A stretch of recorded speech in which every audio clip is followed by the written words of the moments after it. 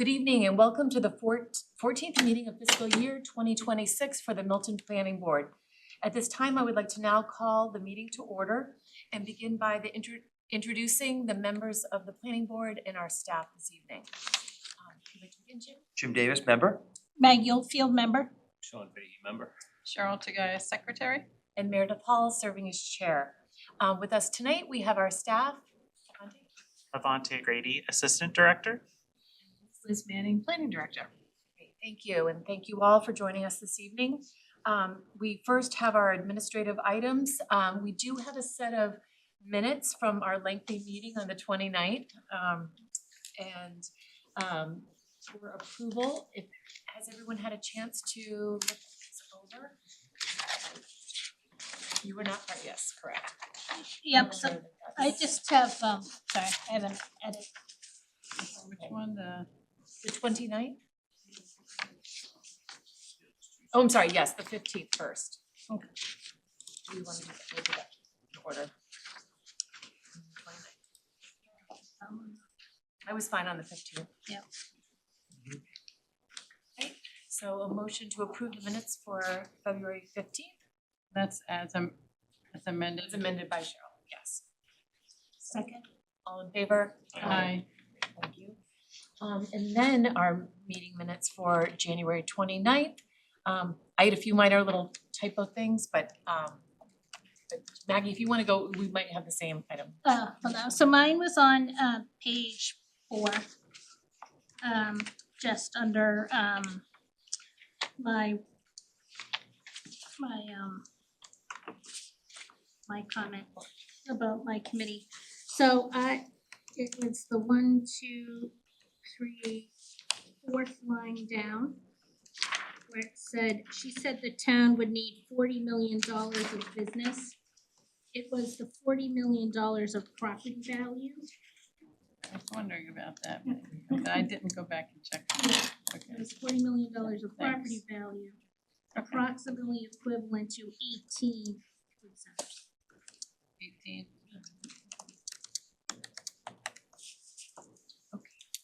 And just while we're on that same page, if you go down one, the next paragraph, which starts with Mr. Fahey, the 4th line, Ms. Oldfield said only completed, I think it should be buildings or projects rather than building are factored.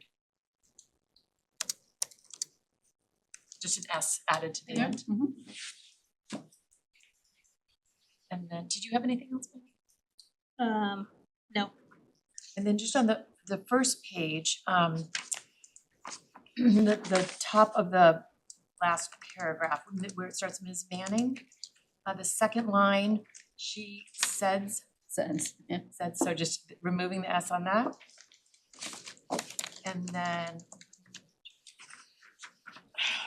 4 lines up from the final line on the first page, support bike lanes and expressed. It just has an ES, Oops, I'm sorry. little minor things. Thank you. Thank you for doing those. If there is a motion to approve as amended, I'll make that motion. No, second. all in favor? Aye. Thank you. Minutes are approved. Future minute dates. This is easy, the exact same dates as this month. So the 12th and the 26th are our next regular scheduled meetings in March. So, thank you. At 7 p.m. And then staff update.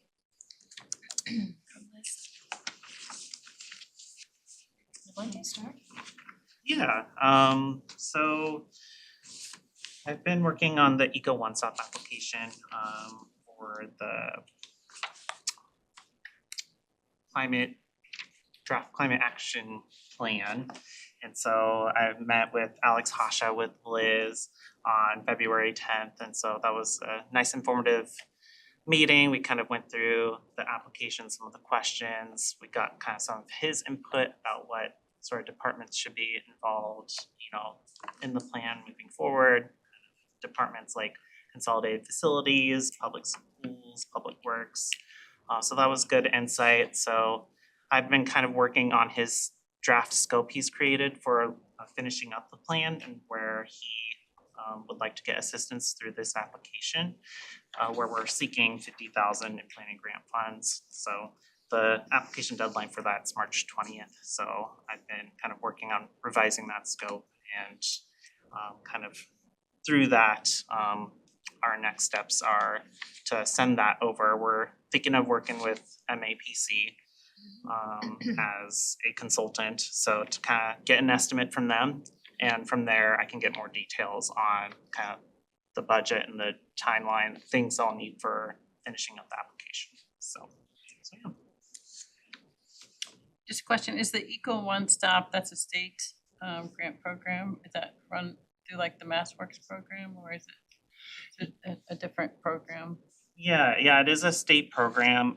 This is like, it consolidates a bunch of different state like grant opportunities. They're trying to streamline it so that people don't have to apply to a bunch of separate grants. So like the MVP Action Grant is like one of the grants under that umbrella. There's also like a Resilient Coast Grant. There's this planning grant. And so there's some questions that are specific to the certain grant, but there's some that everyone has to answer. So I've been working on those questions kind of over the And is past- this an annual grant program, so like if we weren't to get, if we were not to get this, we would be out of the running for another year, or, you know? I'll have to double check. I believe it's an annual sort of opportunity, but I'd have to double check. Thank you.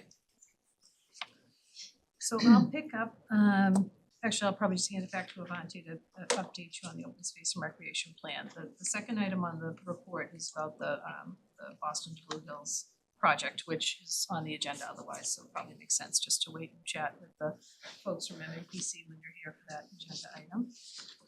So do you want to talk about open space?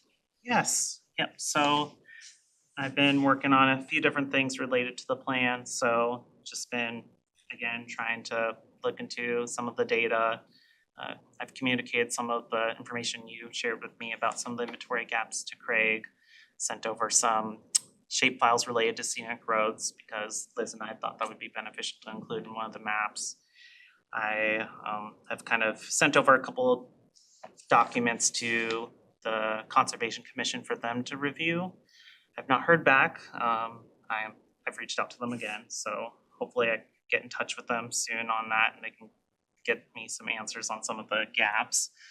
And let's see, yeah, I'm working on a change order right now. It's pretty much finished. I still would like Liz to take a look and just make some modifications, but kind of from there, I want to circulate that to the consultant and to the town administrator to get their sign off so we can get this project moving forward. So That would be really great. I know the Parks and Rec department is really anxious to incorporate some of that information and data and have it sort of a little more final.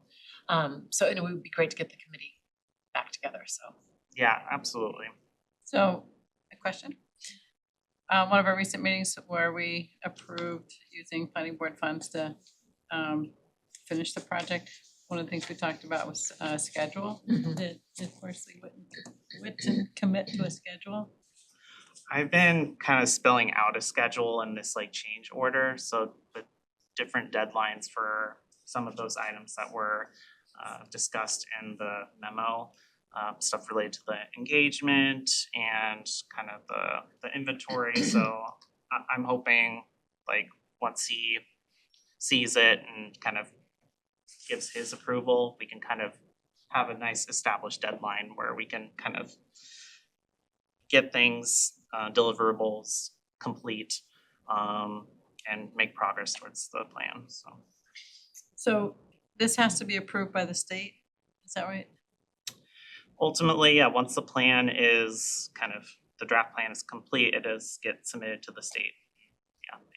I'm just thinking about timing with respect to the Parks and Rec and their plan, their working on their recreational master plan and the I think it's more important, some of the grants that they're Right. applying for are contingent upon having an Right, that's updated why I'm open space. trying to understand too, even grant Yeah. cycles, if they're annual grant Right. cycles like this ECO one, then you know, if it makes a difference for a month or two for Horsley Witten, I just why it's like it's important for them to commit to some time so that that committee can be working their schedule, knowing that they've got this at least being target date of a certain date, even if it's not. I know they're relying on other bodies like Conservation Commission, et cetera.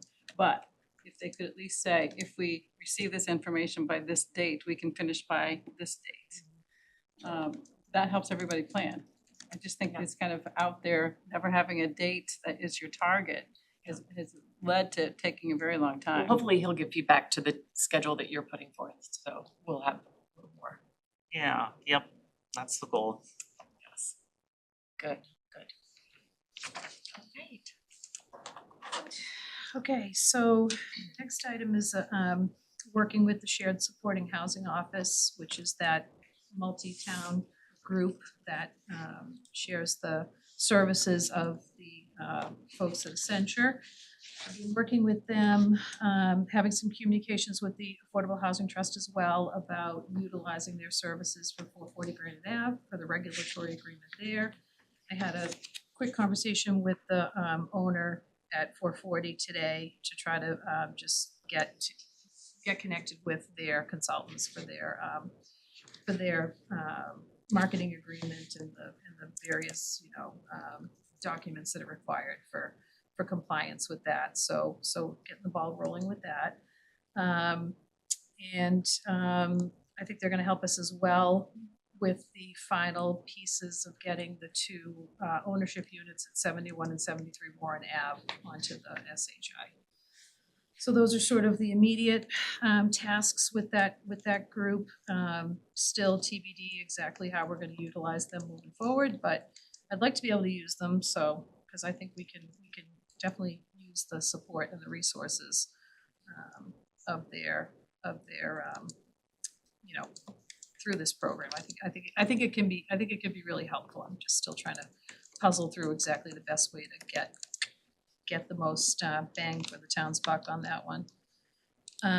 With the Traffic Commission, as I'm reading this, I've realized I probably should have followed up to see if the select board did endorse moving forward with this plan. I believe it was on their agenda on Tuesday night, this traffic calming master plan with tool design.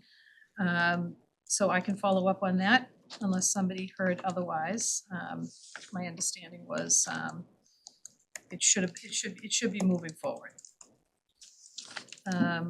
Housing production plan, I reached out to Karen Sonneborg to let her know that we were gonna move forward. Haven't heard back, but that's sort of how it went the first time. I didn't get, I had to kind of get her by phone, so I'll follow up with her. I'll make a phone call to her next week. And just kind of talk through how we're gonna do that in terms of schedules and everything else. And just kind of getting a contract out to her to get things rolling. Just have a question, how long does it normally take to generate a housing production plan? I think her proposal was like in the 6-month range. Yeah. I don't, it's a $22,000 scope, so there's not like tons and tons and tons of meetings and what have you. And because she did the last one, which was it was a huge effort to really get that in good shape, she hopefully can build on that work that's been done previously. Yeah, hopefully. Yeah, so that would be the plan. The plan would be to try to have that in hand. I don't know, what is it? End of February? I don't know, early fall? Early mid-fall, maybe? Summer's Because tough. having that is a key component of, Safe harbor. in safe harbor, so I feel like that's really important. Just And while there's we're- gonna be a committee, right? So can the committee be appointed? Yeah, There's Yeah. going to be a representative from the Affordable Housing Trust, Select Board, Planning Board, at least three, and I'm sure yep. one of you, right? So it just seems like I we think should be Nick ready. was putting that, Yeah. yeah, I agree. And the good news is, Winter Valley did get their funding for those additional 36 units in the back. So they are now gonna be able to move forward, so, which is great. To add to our SHI. All right, so MBTA communities data, so we followed up on that in terms of making sure we had sort of like a nice tight final list with all the parcels. I did confirm with our consultants at UTL that there was a little bit of a housekeeping, very minor issue with how some of the parcels were designated between adjacent and rapid transit. Some of the parcels were not designated either. It did not impact any of the calculations and any of the, you know, the models and what have you that were required by the state. So they went ahead and they just kind of cleaned that up, very simple. So now what we have is an Excel spreadsheet. I'd love to be able to, you know, kind of divvy that out into something that's a little bit more user-friendly. I also talked to them about creating a story map. They kind of came back with like more of a dashboard, which I'm sort of feeling like might be overkill because this is, you know, kind of a pretty finite set of data. I think it's like maybe like 450 parcels or something. So still kind of figuring that one out. But ideally, we'd have something that's like really simple that people could just click on the town website and just see their See where they- parcel So and I see thought what the that, zoning is and. so I thought that Alan Bishop had a separate map. Like if you went to the town website on planning board MBTA communities and there was a link to a map. But and then it takes you to the GIS, but if you go to the homepage on the town website, go to the GIS, that database isn't in there. So it's like two different places. But I thought Alan said that he could put it there in that homepage place. So that means if you, like now, you can click on a parcel and you can see what the zoning is and you know, whatever information. So we should be able to see what all the overlays are. We didn't talk about this, but right now, you don't get the overlays like in Milton Village. You just get the underlying zoning. And so you'd have to, you know, like if you're, just think about it, if you're a property owner or someone who's looking to buy a piece of property, that's not very user friendly. You should be able to go there, click on it, not just see what the underlying zoning is, but see what your overlay options are right there. So, Yeah. and I know Alan can do Said he that. could do it, yeah. I So think he it did. would be terrific if he could do that, not just for the MBTA, but for Milton Village overlay, East Milton Square overlay, and there's other overlays that we have. So the main town GIS mapper, when you click on a parcel, it'll say RA, right? So if it's in one of the MBTA zones, you want it to say RA, and then you want it to say MBTA Blue Hills Parkway or whatever, Yeah. right? What I'm anticipating is you can click on that parcel and it will have FAR. It will have side setbacks. It will have, like, I thought that might be more useful. I don't think that's something that you wanna do in like the sort of townwide GIS mapper. It's kind of getting into kind of like a level of detail that I don't know is necessarily, We don't have, I think that's kind of why I thought it might be better to sort of break it off, just specifically for MBTA communities, but I totally hear you. There's gotta be ways to like have better, richer data when you click that button for information. Like they're really, so I think Alan can pretty readily add that layer to the town's main GIS mapper for the rapid transit districts, right? And then at a minimum, people would be able to go to that main landing page and you would be able to click that layer and you would be able to know right away, like, is my parcel in or out? Simple. so one thing that was nice, that's nice about the MBTA one on the planning board website is, if you look at it, actually, the map, it has boundaries in color. Mhm, mhm. We don't have that for any other overlay. So like if you wanted to know where the you know, the Milton Village overlay. There's 3 overlays that actually apply that are in that area, and they're not the exact same boundaries, I don't think.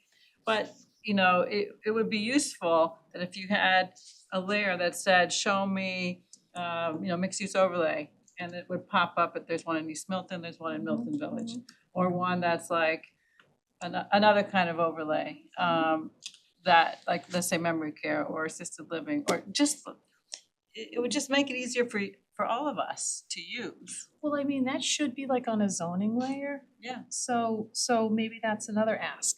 Maybe one ask is get the rapid transit layer onto the main landing page.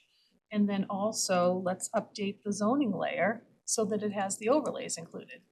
And maybe it's a crosshatch or whatever, I don't know, because it's gonna, you know, might get a little muddy, but maybe it's separate. Maybe you can sort of click zoning and then you can have a separate click for zoning overlays. So it's not quite as muddy. I don't know. But we should be able to do something like that. Alan's, yeah, I mean, I can definitely talk to Alan about it, for sure. Okay, that would be great. Okay, and then, so the next item is the, Community Planning Trainers Collaborative?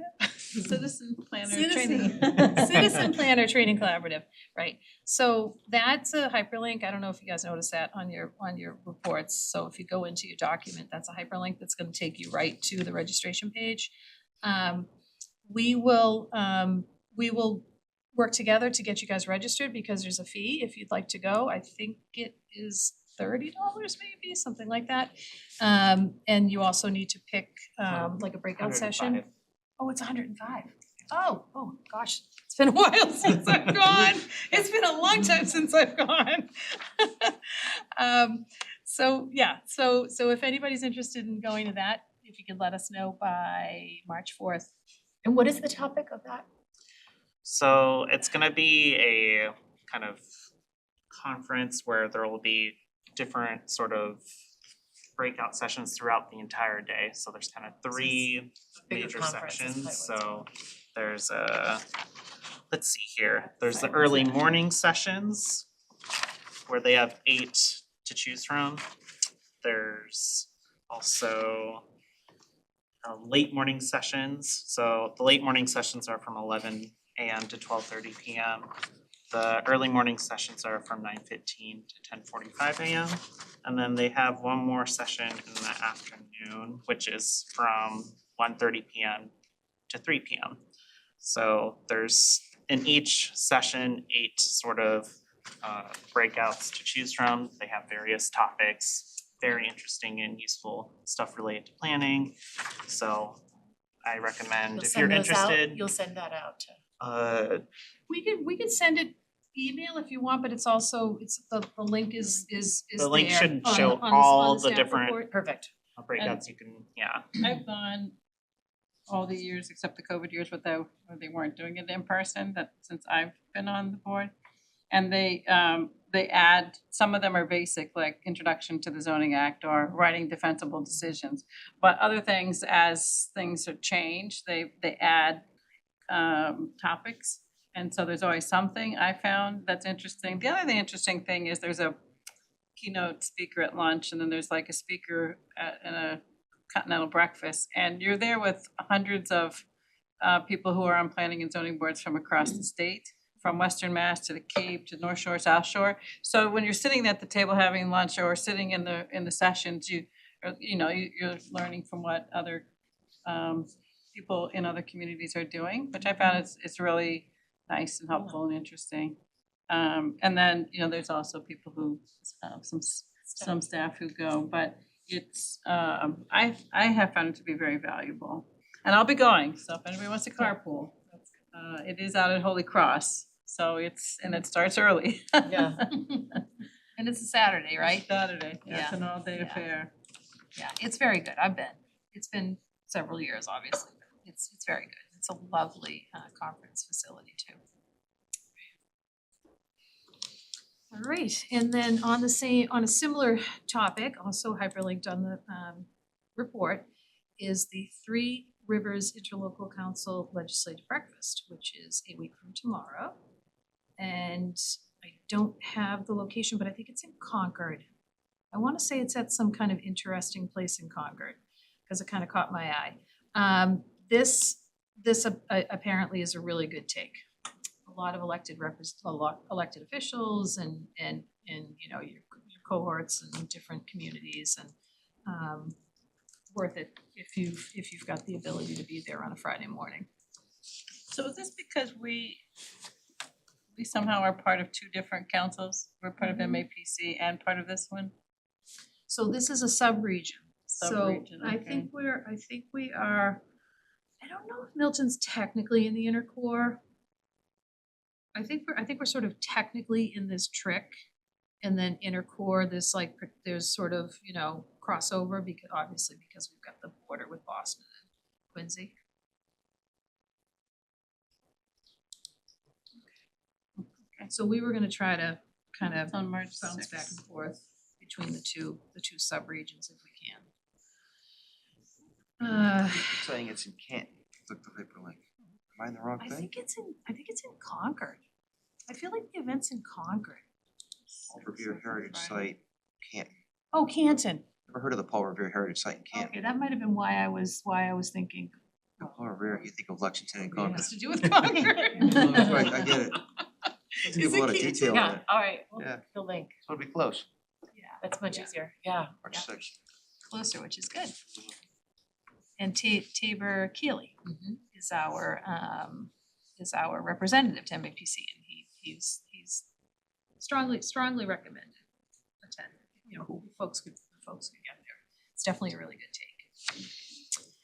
All right, so that's it. I'm gonna circle back if you don't mind when we finish with the sign by law discussion about the dates for the public hearing. Cause we're kind of getting close to needing to get that advertised. And also just a quick teaser, the Board of Selectmen appointed their two representatives for the Master Plan Committee on Tuesday night. So at our next meeting, we'll have the balance of the candidates to look at for you guys to make your two appointments, okay? Okay, all right. Yeah, did they normally send those to, have they been sending those to you? What is the best way to access them? Nick shared a folder with me, like, what's today, Thursday, maybe earlier this week? So I had said, would you mind if I get that out with their next round of materials for the next meeting, and he was okay with that. So, 'Cause I know I Nick at didn't know one how time, point I had didn't said know he how was waiting time for- sensitive it was.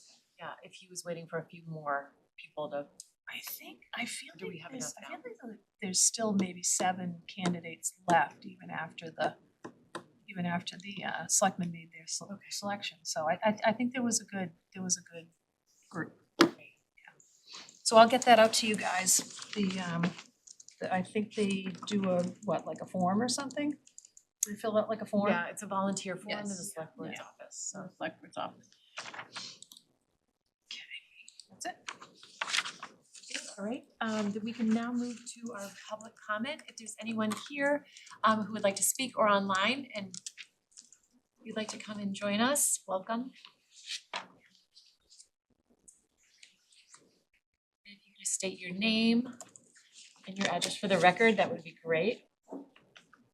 I'm Danny Jankarski, and I live at 75 Oak Street, thinking as a town meeting member, precinct 1. And what I'd like to speak about is the Boston to Blue Hills project. There was a meeting. I've been involved with various issues along the Parkway for, I don't know, as long as there's been issues along the Parkway. Because the street I live on is on the side of Tucker School, and there's a lot of that. I went to the meeting that was neighborhood meeting that was called by the project team. And the Metropolitan Area Planning Council, the Neponset River Watershed Association, Niche Engineering, the town of Milton and the Department of Conservation and Recreation. There were, on a cold winter night, about 75 people that showed up. And I recognized a number of the faces, but there were others that I had seen in the neighborhood or did not recognize at all. And what I found out is postcards were sent to people who live along Blue Hills Parkway. And that was really great, because these are people who will be saying in a couple of years, I didn't even know that was happening. And I believe the number of people who were there was a direct response to the postcard invitation. Good public outreach. Yeah, it was really good public outreach. The various groups had boards around, talking boards around one section of the Milton High School library. So people who had gotten there earlier and were having beverages and crackers, whatever, could go around and read. And there would be staff people from each of the groups who you could ask questions one-on-one. And that was really helpful, because then when the primary presentation occurred, people had already kind of gotten their small questions out and clarified. So that was great. And it was, I've got to applaud them. They did an incredible job presenting and asking the residents what alternatives. There were various plans for the parkway and what alternative they would be interested in, and you could have seen already these alternatives close up on these boards, which was great. So now when they put the slide, you already had some understanding. What was very interesting is, and sometimes you don't realize it, that there wasn't any opposition there to the plan for the project. Everyone was enthusiastic at some level or curious because they weren't aware of it. So that is a good thing, because so often there's like an opposition side. But if you go review the work they have done prior to their presentation, you can see they've had focus groups, they've had community meetings, they've met with staff from various organizations. So when they finally did present it to the residents, there weren't like hanging pieces unanswered here and there. It was comprehensive. And I believe it could have been alternative for that people really liked the best. But, you know, and it was a nice kind of group discussion, because everyone by then, you'd seen the boards, you now had watched slides and their explanation, and then people just huddled together naturally and kind of were making up the decisions, their mind on the which one they preferred, and then someone would point out something, because these were small groups of maybe 7 or 8. Oh, no, I don't think that'll work because of this, or I think this is great. And I'm looking forward to what does occur along the parkway. It's going to really revitalize the parkway, and huzzah, huzzah to them. Thank you. And you're here on a good night, because that's our next item on our agenda, Yes, is the presentation from I our think you'll be impressed. MAC. Great, so by them as were Thank you. All the residents who were there. Thank you. thank you. Thank you. And your neighbors for all attending. Oh, I mean, to get 75 people out I know. for an informational session, Yeah, we had a planning cold board winter. that night, but I know you all went early and. you went in. I was little there bit. for a bit, yeah, it was excellent.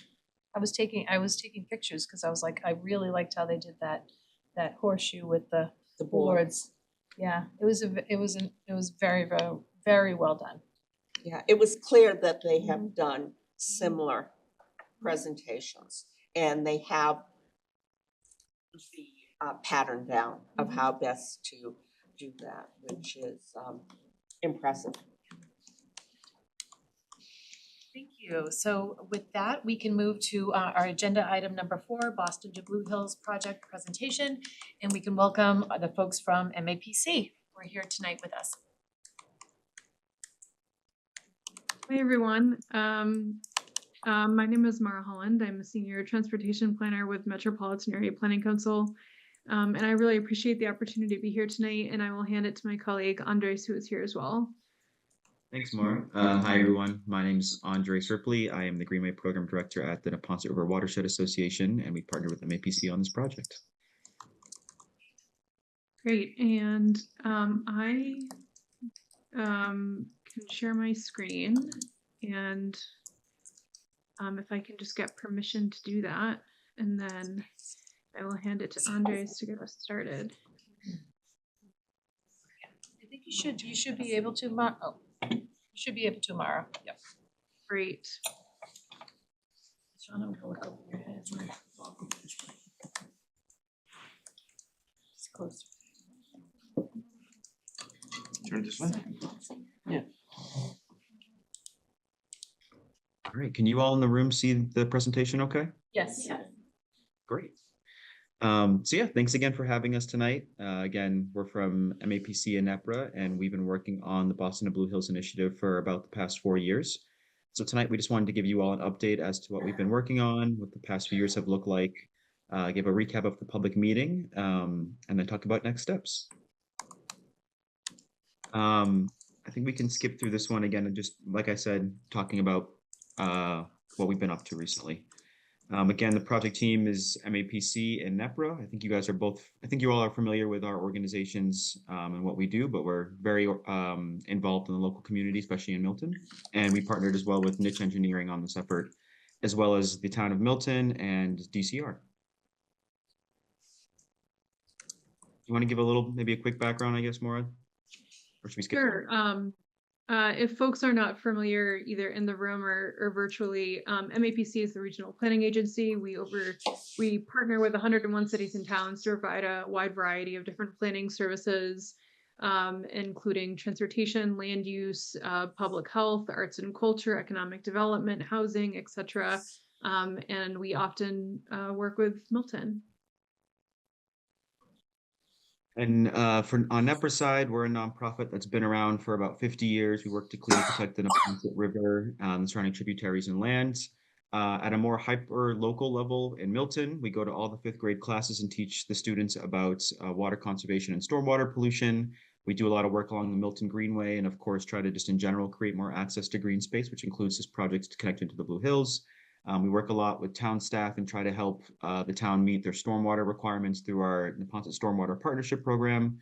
And we do a lot of other advocacy things in the town, just again, trying to increase access to the Neponset, bring more awareness to it, and hope people can connect to this beautiful asset that we have in the community. And we partnered with Niche on this project. They were an awesome engineering firm who helped us with the traffic counts on Blue Hills Parkway, helped to create some of the alternatives and brought an important perspective into the effort. So what is Boston to Blue Hills? Like I said, we've been working on this project since around the 2022 timeframe, and we're really looking at the opportunities to create a walking, biking, and rolling route from the Neponset River Greenway to the Blue Hills Reservation.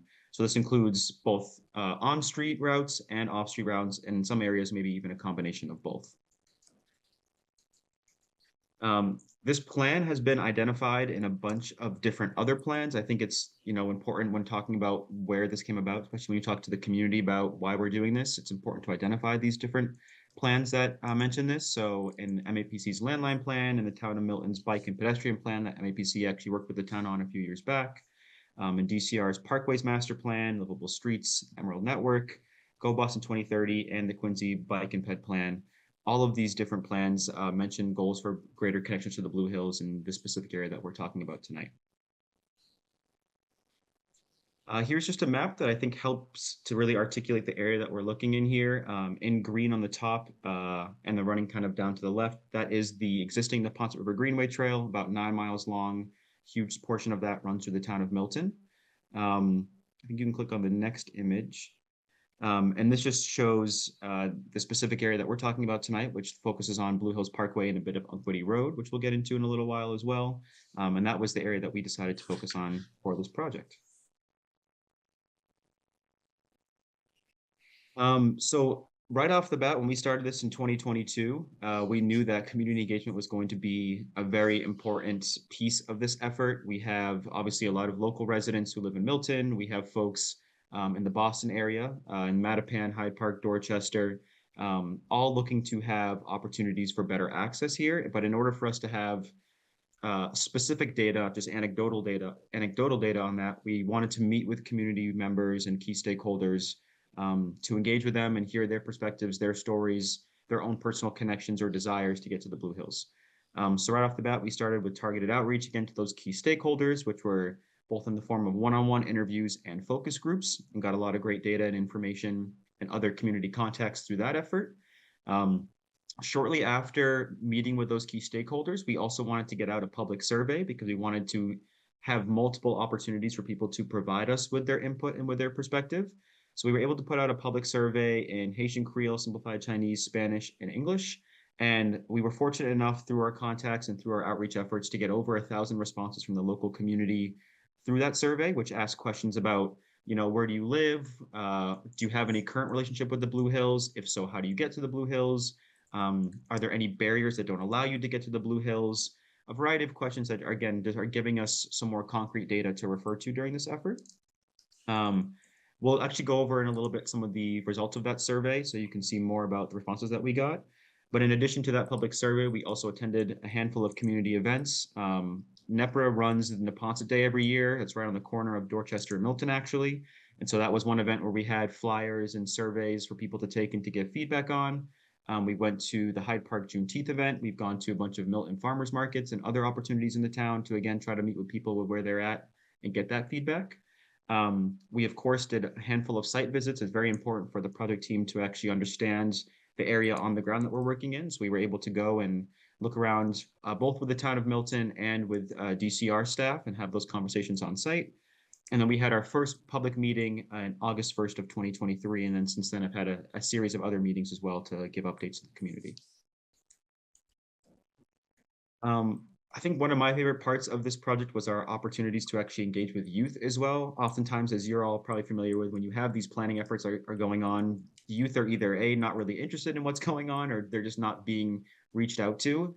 And so we found, especially because obviously Blue Hills Parkway has not just the Tucker School, but also the Milton High School there, we really wanted to engage with youth and hear about their perspective along the Parkway or adjacent experiences to the Parkway. So we were able to meet with the Mattapan Food and Fitness Vigorous Youth and have a variety of exercises and had them, draw on maps and articulate some of the concerns or desires that they had, as well as also engage with the Milton High School and Milton Academy youth in a really awesome workshop experience where, again, had maps laid out, had kids drawing on them, asking questions, and really giving us some really important data that ultimately influenced the alternatives that we were proposing. And then circling back to the survey, again, just a couple key data points for us to highlight that were not super surprising to the project team based on the stakeholder engagements that we did, but again, are great data points for us to refer to. 90% of survey respondents would like to have more ways to get to the Blue Hills, which is really good for us to see. A not so surprising stat would be that out of all those survey respondents who had been to the Blue Hills before, 91% of them had been there by car. We know that currently the infrastructure to get to the Blue Hills, it's very difficult to walk or bike there. Most folks are driving there. And of course, we all know that if you're in the area on a Saturday or even in a nice day during the week, Houghton's Pond parking lot, the Trailside Museum parking lot, they're always packed to the brim with cars and leading to traffic and it'd be better to have more opportunities for folks to get there besides just the car. Obviously, the effort by Mattapan Food and Fitness and other folks to try to get the MBTA bus to go there more frequently on the weekends is something that we support and we've been trying to uplift as well. But of course, our project would also try to create other ways for people to get there besides just taking the bus or driving a car. Some more data points here. Of those survey respondents who had not been to the Blue Hills before, 70% of them said their biggest barrier was that they didn't have any way of getting there. So again, that speaks to the lack of, if you don't have a car, for example, you're very limited with your opportunities for actually getting to the reservation. And then 67% of survey respondents said biking to the Blue Hills feels unsafe, which again makes complete sense. We don't have a greenway that gets all the way to the reservation right now. Both 138 and Unquity Road and some of the other roads that are around the perimeter of the reservation, we have cars going very fast and it doesn't quite feel safe for folks. So again, good data points for us to refer to in this project. And while we were, of course, doing all of that work and engaging with people and trying to get an understanding of folks' desires and perspectives, we also were doing a lot of work to collect data on the ground when it came to traffic counts. I'm going to pass it off to Maura now to go into more detail about that. Thanks, Andres. As Andres mentioned, we started this project in 2022 and really had a diverse approach to community engagement and spent a lot of time talking and listening to folks before we moved to a more technical side of this project.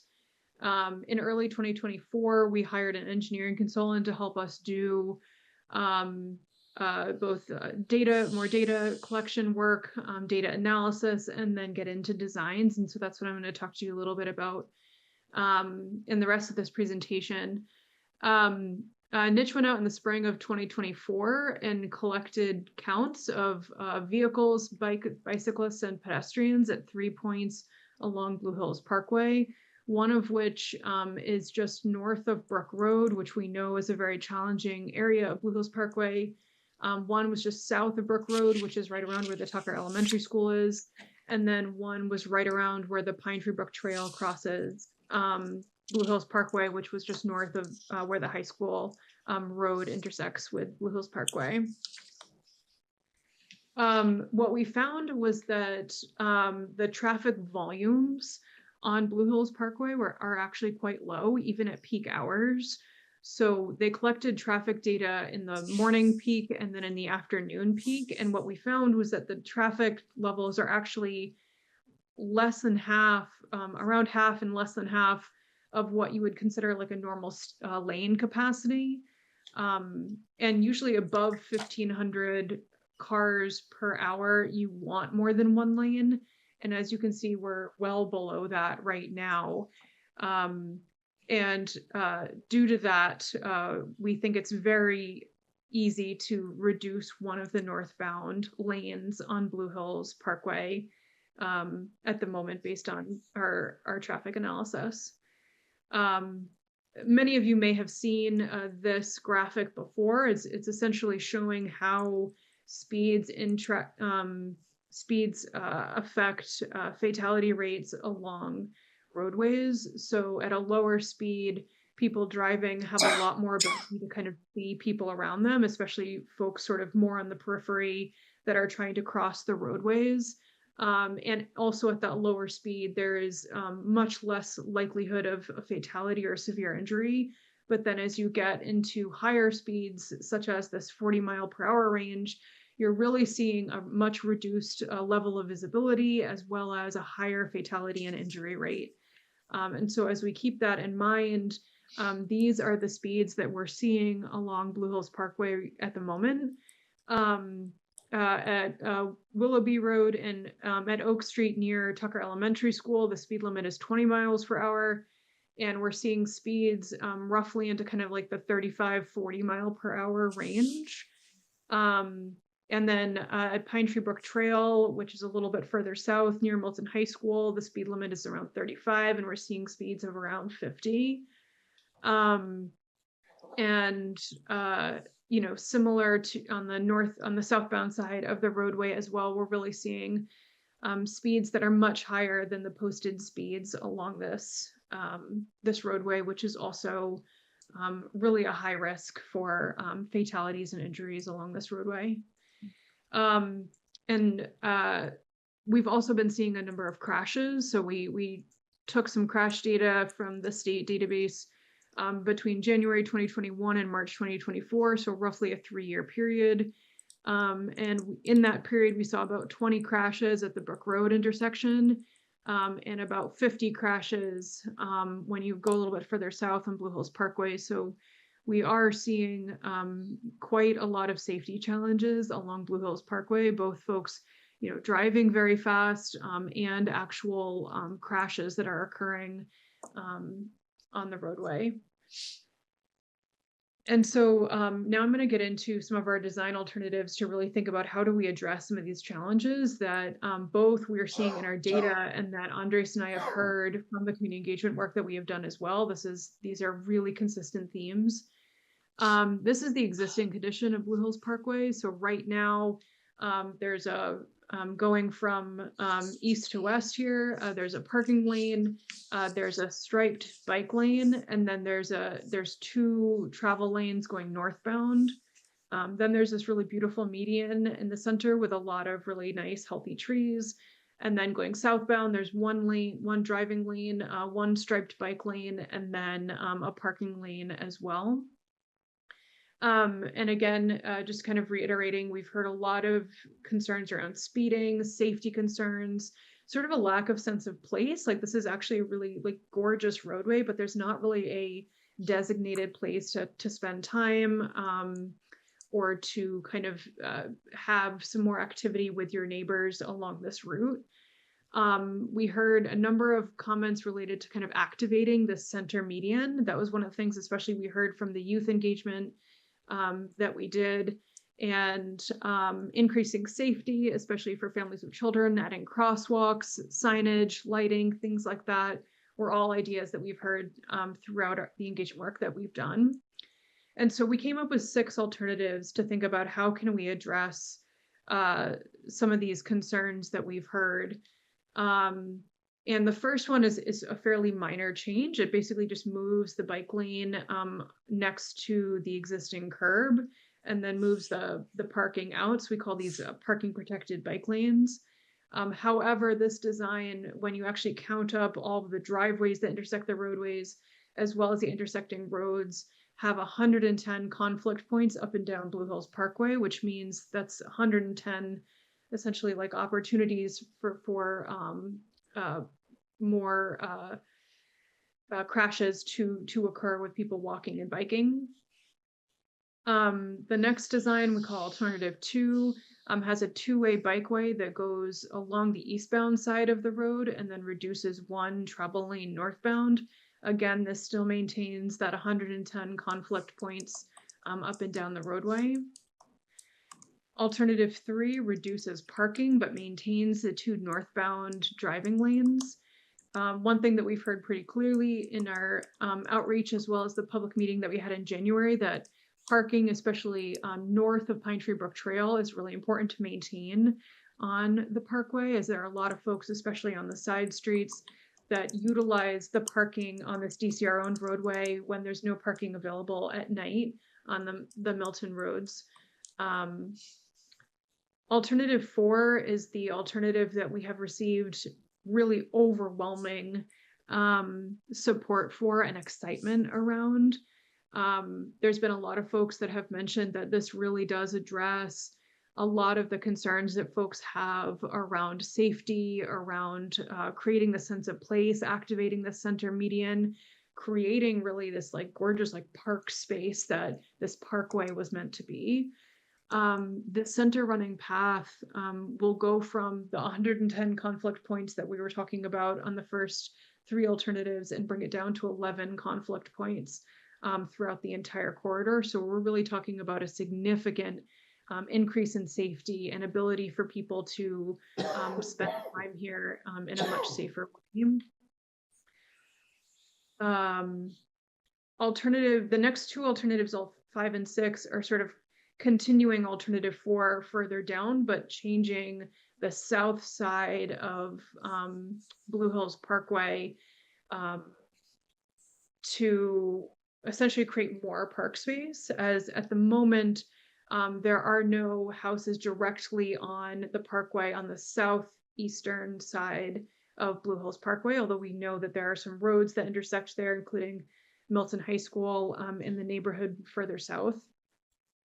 So this alternative moves the 2 driving lanes to the western side of the road and eliminates parking. And then alternative 6 maintains parking and gets rid of a line of trees that is existing there currently. And in our public meeting in January, we heard that both of these 2 options are not preferable for a whole number of reasons due to traffic, loss of parking, loss of trees. And so that was noteworthy to us to hear that information. Andres, I'll hand it back to you. Thank you.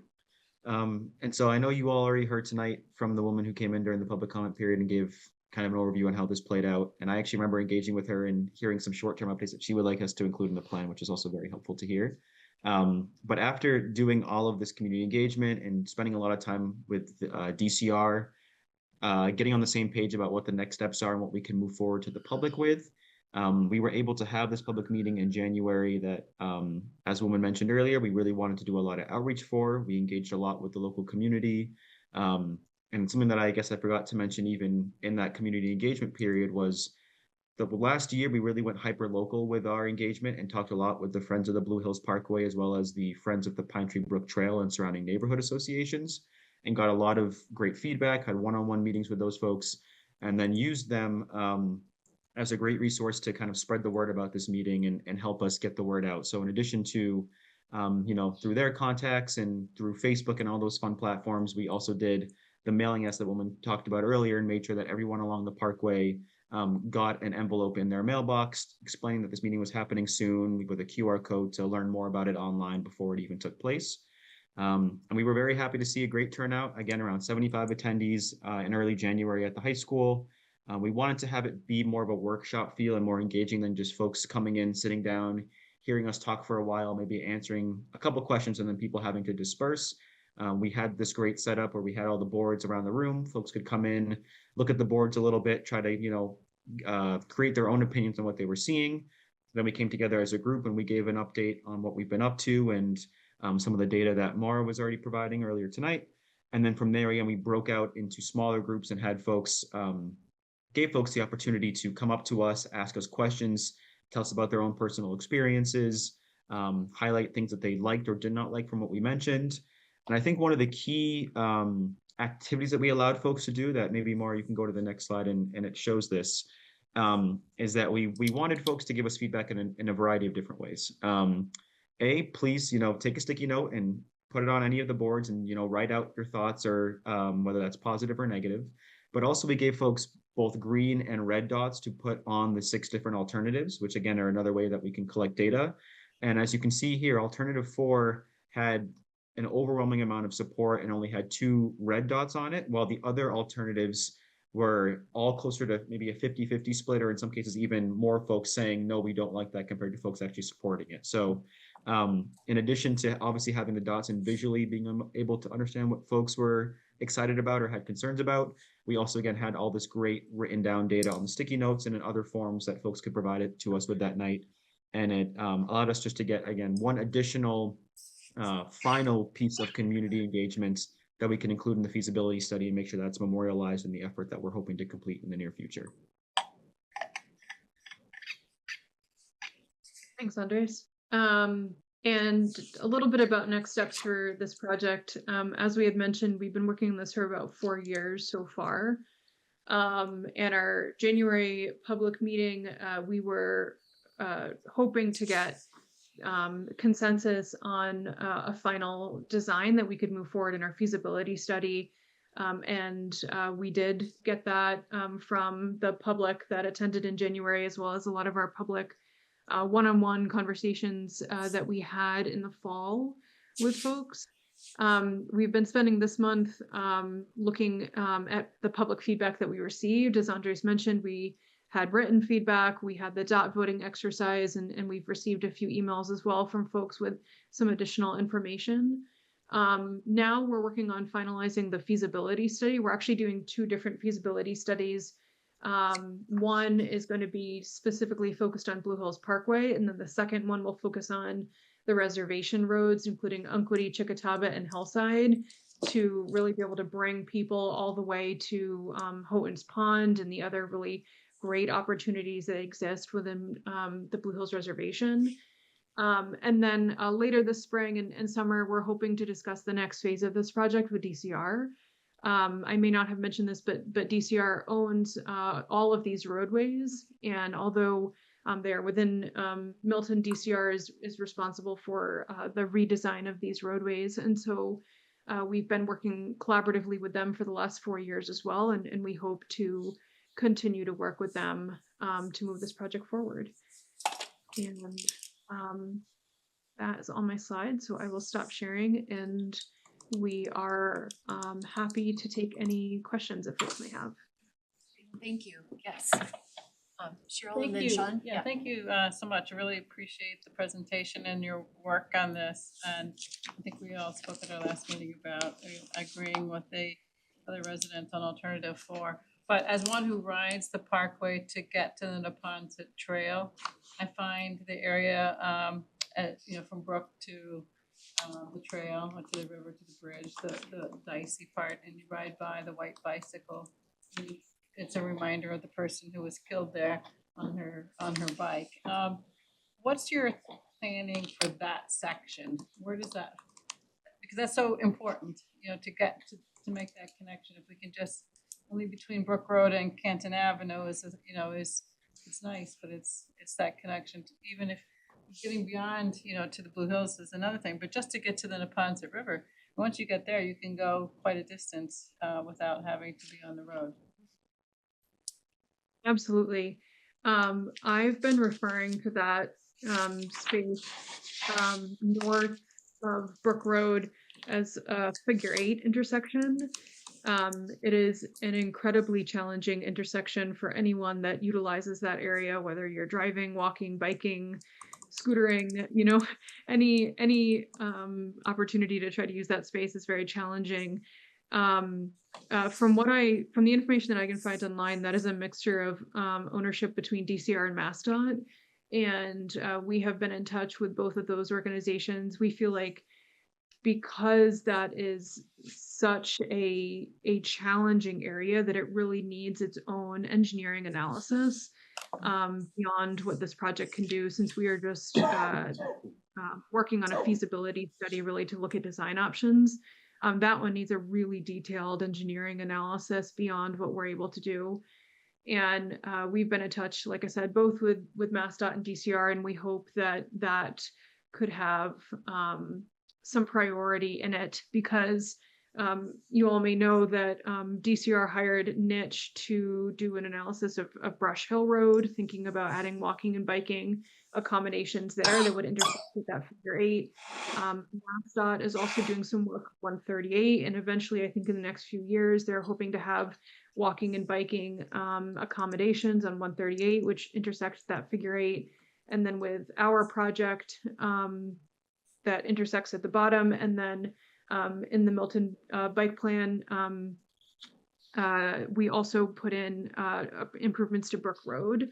So all of those intersect in that area. So to your point, it is an incredibly important area to look into. And I think at the very least, having some short-term improvements there, such as lighting, better striping, a little bit more signage, I think could help in the short term, but I do feel like long term it needs a pretty significant reconstruction project in order to make that better for all users.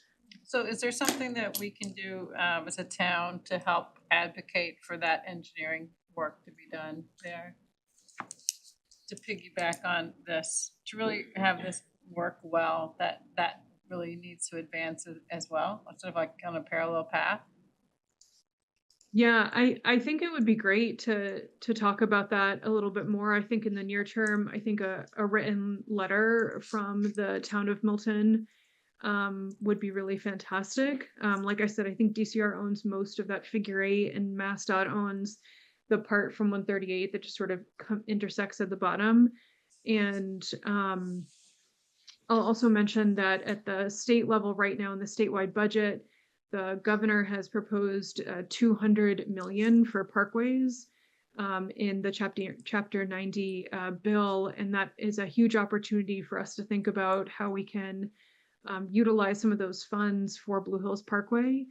And I think that potentially that figure 8 intersection as well, but DCR would be the primary group to make improvements to that roadway. So I would say, first of all, I think a letter from the town of Milton noting kind of all of these projects in Milton that are intersecting at that roadway would be a great start. Excellent, thank you. So Liz, is that something that you think that you just could speak to the town administrator about? Sure. Okay, Absolutely, and also the DPW director, okay. have a conversation. I'm honestly just learning about some of these projects just right now. So, absolutely, yeah. I think there was some planning work that was done through the master plan implementation committee, sort of community visioning in the areas. I guess it's west of the parkway, and safety was something that came up, you know, and so there's a parcel that DCR owns, and it's like a park there. It's 7 Brush Hill Road, and people were interested in the curatorship program there, but one of the things that came up was safety just across the street to get to it. There was also, not far from there, a young woman was killed trying to cross the street to go towards Mattapan. So there's youth that are interested in having places to gather.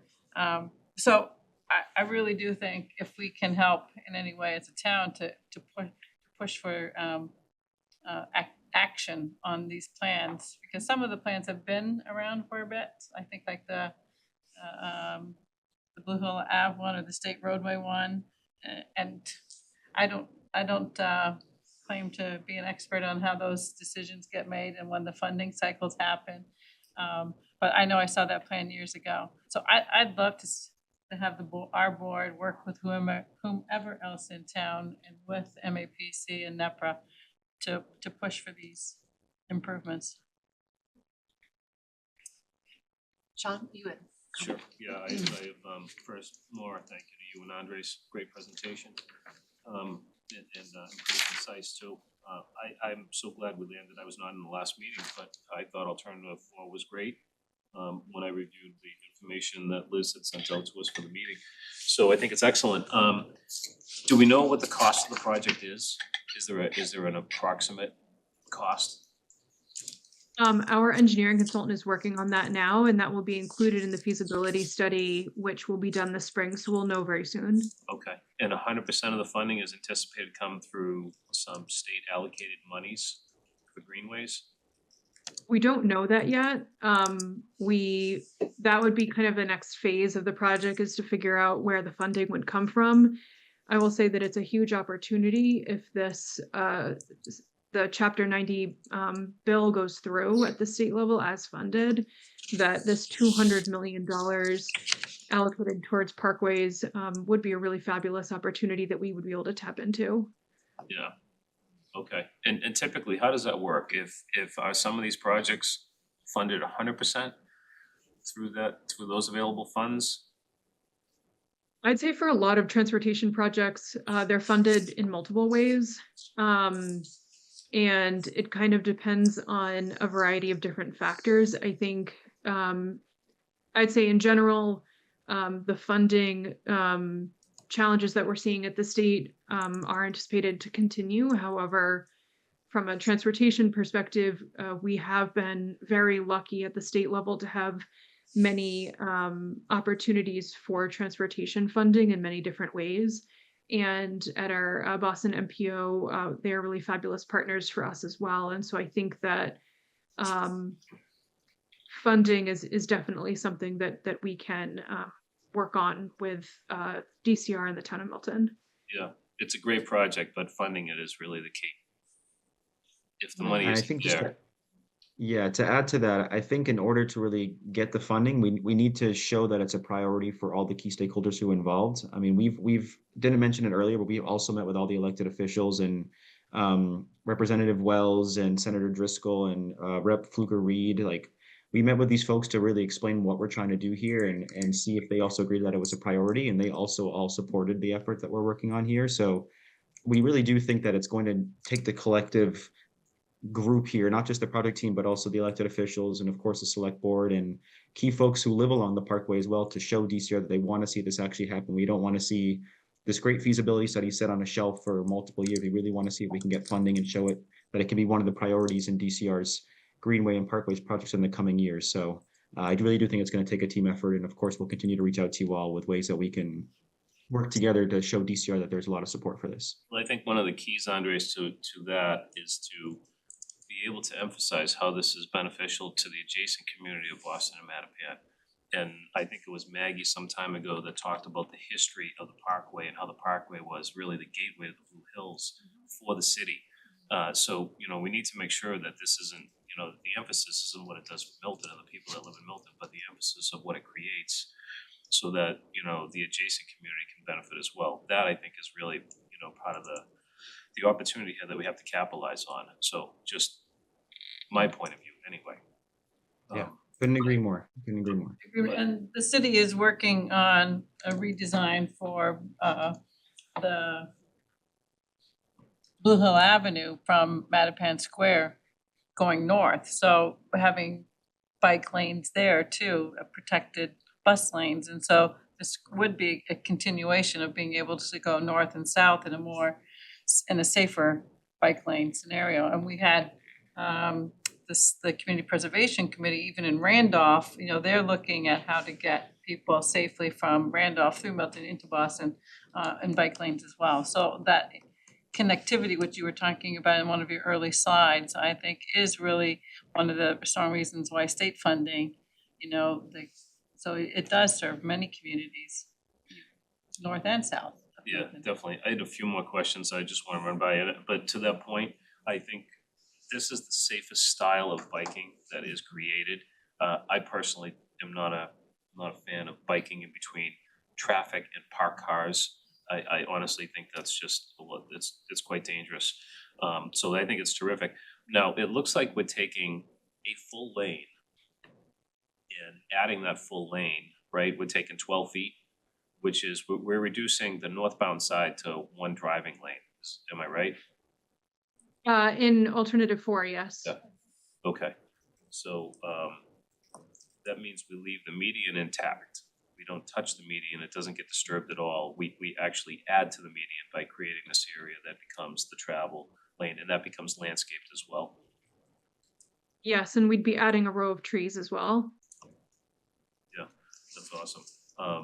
And then Cheryl mentioned this earlier, and I think this is, I have one more question, but Cheryl mentioned something earlier too. Once we create this area, what I think is definitely a big concern is it's gonna be so inviting, making it possible for people to safely cross. You know, and one of the problems we have is nobody wants to walk the distance that they need to walk to get to a safe crossing, right? I mean, too often people are crossing a roadway where there is not a crosswalk and there is not a purposeful stop of traffic, and that's how we end up with some of the issues that we have with pedestrians and vehicles. So I'm an advocate for figuring out how we can create as many safe crossings as possible, so we limit, you know, the risk that people take. And then my last question is, what is the distance of alternative 4, like in miles? Is it, what is that total distance that this project would be? From the full length of our project from that figure 8 intersection down to the Blue Hills is about 3 miles. I believe Blue Hills Parkway is about a mile of that. If I'm correct. A little over a mile. It's a little over Yeah. a mile. Yeah, right around there. Okay, so the taking of that drive lane is in creating this, it's 1 mile of that? Roughly, yes. Okay. I think it starts, Maura, correct me if I'm wrong, but would that start just south of the Brook Road intersection, right? Yes. Yeah.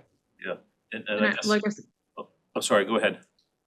I was just going to say to the point that was made earlier, I think when we get to kind of Brook Road and north, we need to to think a little differently, because there is both a lot more traffic and less space. And I think that needs to be considered a little bit more as well. What we were thinking in this particular feasibility study was more of a temporary solution once you get to Brook Road up to the bridge, to think about just a way to kind of get people like onto the sidewalk that then connects to, there's a two-way bikeway and a sidewalk that comes right into the north side of Milton, just south of the bridge. So we were hoping to kind of just make a connection there for the interim when that figure eight and sort of just south of Brook Road is done in sort of a larger project. Okay. That's a really tricky connection right now even. Like, I feel like you should get off of the roadway sooner to get onto that shared, because it feels dicey in that bike lane, just with the cars there. So it's really something, as people start looking at it, they go out on a bike and experience that when making those design decisions. Because it wasn't actually all that long ago, I remember, then that whole intersection was done the way it is right now. And some of it I feel like is just when you like you said, Sean, when you're gonna cross where you're gonna cross. Well, some of the way they have you cross as a pedestrian or a bicyclist is so non-intuitive. It's not the way you would want to cross. So it means people will do things that are Yeah. less safe. Yeah, we're just inviting problems, Yeah. I think it's a great project, and I'll close with this.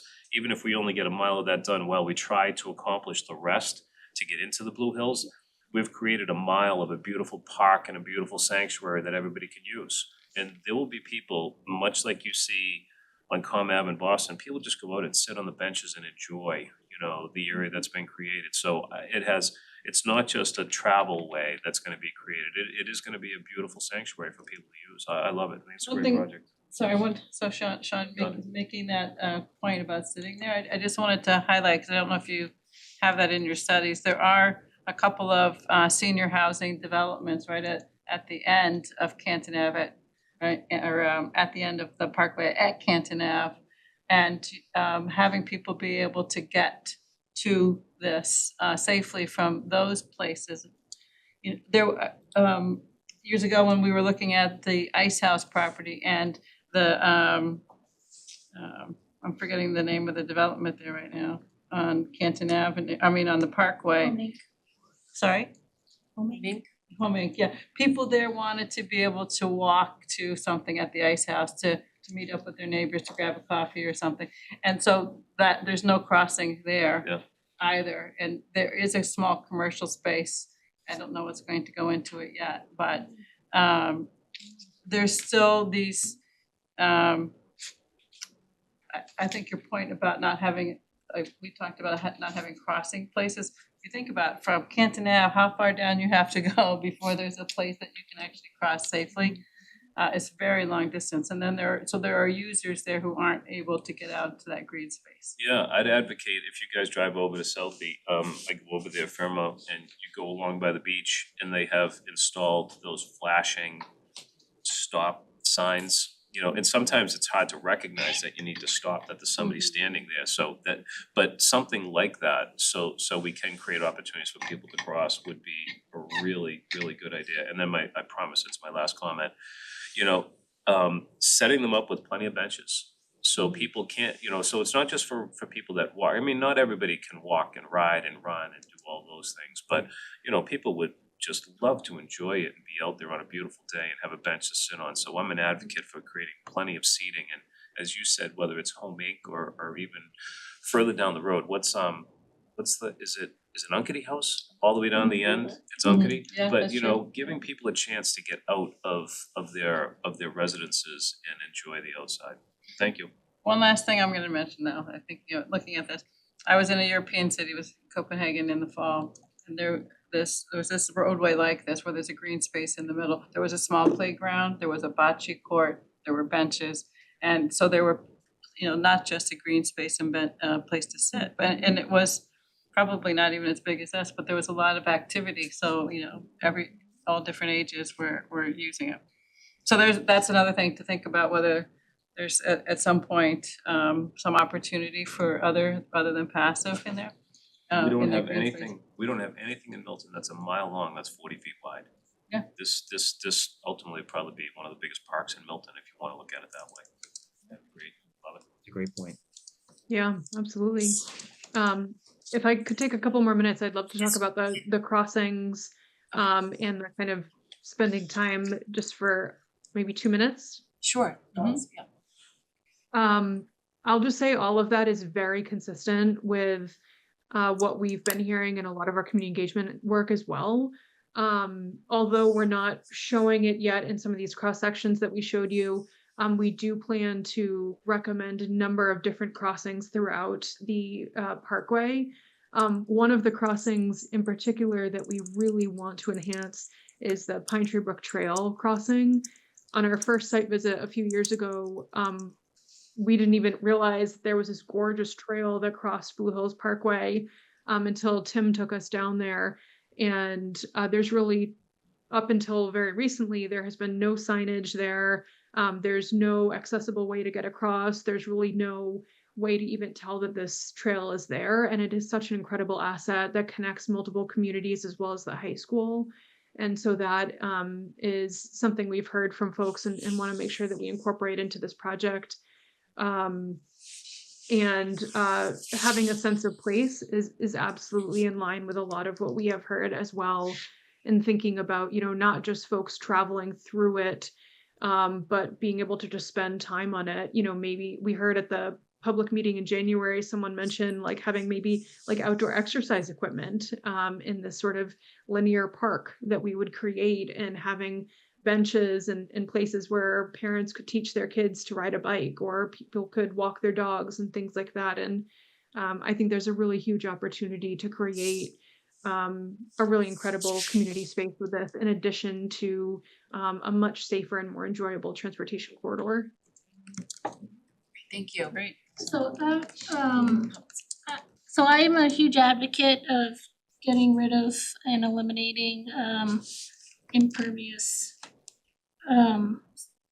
surfaces. So I think adding another row of trees and eliminating a travel lane is beneficial. I have a big concern though, once you cross Canton Ave and once you're into the Blue Hills, if you read the bike and master plan, there's a discussion about making Chickatawba, Unquity and Chickatawba wider. So I live up in that neighborhood, and my neighborhood association did send a letter into the select board and to the planning board about our concerns about making Unquity and Chickatawba wider and increasing impervious surfaces.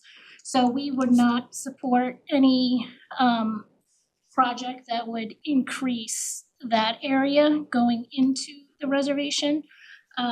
So I walk on Chickatawba and Unquity a lot. My daughter runs, and I've been there for 57 years, and yes, the increase of traffic, but it is still, I think, one of the safest places to walk, safer than Randolph Ave, which is my other place that I can walk, and that's not very safe. Well, it's safer now, but so I wouldn't want to take whatever you're doing on the Blue Hill Parkway and just assume that it's going to be the same on Unquity and Chickatawba. So breaking it down into different projects might be better, because you are then also addressing different neighborhoods, and the neighborhoods have different concerns. I also did live on Blue Hill Parkway and on one of the other side streets, West Street, and parking is a concern. It was mentioned before, so I don't think it would be great to get rid of parking on Blue Hill Parkway, and because we depend on it. And there's a lot of I lived in two families down there, and we just depended on the parkway for additional parking. I also did go to Tucker School down there, and I rode my bike from Hillside down to Tucker School, and it's all downhill. and going back home was more challenging because that was uphill. But I think making it safer for the kids to bike is hugely important. My other question is when I look at the bike path, and I'm not a big biker, but the bike lane, I always am wondering why it's put on the inside of parking. Because as a driver of the vehicle, you know, I'm in control of the car and I'm used to looking in my rearview mirror to see what's coming up behind me. So when I get out of a car, I look to see, but I feel like maybe the passengers aren't always as aware and they just might open the door to bikers or, you know, walking by. So is that a concern, or, I mean, you guys obviously did all the studies that it's probably safer when you're traveling, but are there any incidences where the bikers are getting hurt by people opening their car doors? Happened at Central Ave. Did it? Yeah, that was our alternative one proposal that did not receive a lot of positive community feedback. We do have, at least in the design, built in like a buffer area on the inside, on the passenger side of where the cars would park. So theoretically, that would give enough space for the car door to open so that a cyclist doesn't like get hit by the door. However, it's definitely not a perfect solution. Anytime where there's conflicts between cars and people biking or walking, there are conflict points for sure. We included that design as probably like the easiest and lowest cost option, but it really doesn't address a lot of the challenges that we've heard around safety, a sense of place, you know, really doing something that would create a much better space on Blue Hills Parkway. And so we included that as kind of one of our progressive options, but it's definitely not one of our preferred. You know, I've almost gotten doored a number of times, both from the designs of being sort of on the passenger side of the car and on the driver's side as well. And it definitely is not an ideal situation for sure. To speak to a couple of your other points, I am familiar with the Milton Bike and Ped plan. I actually wrote the plan for you guys, so I am very familiar with that plan, and I absolutely hear you around a different treatment for Chickatobit, Unquity, and Hillside. And so we are doing two separate feasibility studies, one for Blue Hills Parkway, because from all of the engagement that we have heard, we do feel like that one is in a place that could be much, I want to say fast tracked, but could be done faster and easier to move forward with. I think that there is more attention that needs to be paid to Unquity, Chickatobit, and Hillside.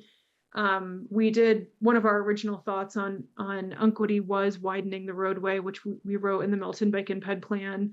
However, with further discussion with DCR, we feel like that could not only be concerns for what you had mentioned, but also might have some impacts on drainage and potentially some of the species along the way, and then some cultural resources that might be under the ground.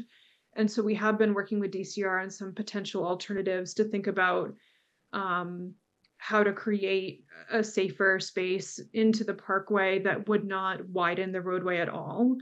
And so that just needs some more time, I think, to talk with DCR and some more engineering to kind of think about, which is why we're doing two separate designs. But I think the concerns that you brought up, we have heard as well. And so they're really in line with some of the other feedback that we've heard. And in our last site visit, Andres and I spent a lot of time talking to the Boy Scouts that are on Unquity Road and hearing a lot about their concerns with safety on Unquity, especially for all the kids that they have at their camps.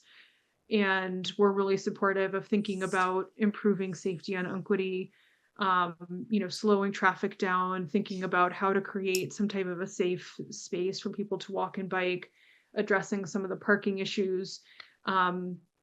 yeah, and I will say it is a tricky space, and I think we are hearing a lot of feedback, and we continue to listen to the feedback that folks are telling us, and trying to kind of navigate within some of those concerns so that they can all be addressed as we move forward that separate feasibility study. And I think it's great to increase access, but when you increase access, you also increase the opportunity for trash being left behind. So I'm hoping that that there's also a plan to provide for maintenance. Trash pickup, so even along the parkway or even on Unquity, maybe we need some trash cans. So bikers and walkers have a place to put their trash, and then get on a system where the trash is picked up regularly. 'Cause so many people just throw trash out the windows, so I would hope that some funding would also would be built in for maintenance. And also with the trees down the center, I know some residents down there have always been diligent about replacing some trees. And there have been years where some trees have died and it's taken more years to get them replaced, or then they're replaced with undersized trees, and there's a lot of zelkovas planted down there which are not native. So just getting on a more regular maintenance schedule for the parkway in particular would be helpful, and hopefully that would come along with some funding. And with just a financial question, with that $200 million in funding, how many parkways are there in the state which would be competing for from that pool of funding? Yeah, I'm not sure how many are in the state. DCR has a Parkways Master Plan, which is one of the plans that helped influence the work that we've done. And there are a number of parkways in the MAPC region that we've been looking at. Not all of the parkways have active projects on them. I would say it's a smaller percentage that would be even ready for some of those capital funds.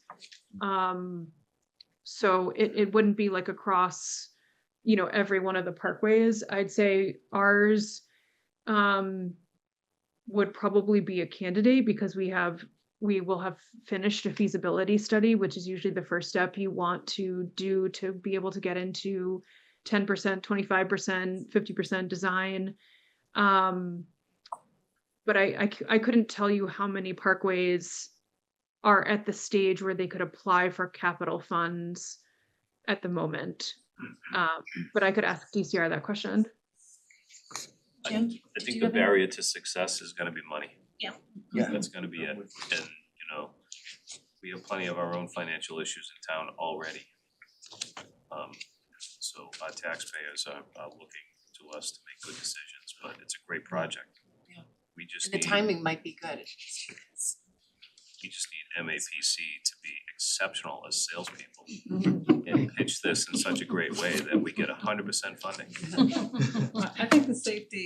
I will do my best. I can do that. No pressure, Maura, no pressure. I just wanted to give Jim a chance to. Yeah, so most of my concerns and questions have been answered with the crossings and with funding. I was concerned that this doesn't cost Milton any money just because we're hurting for money, like most other towns.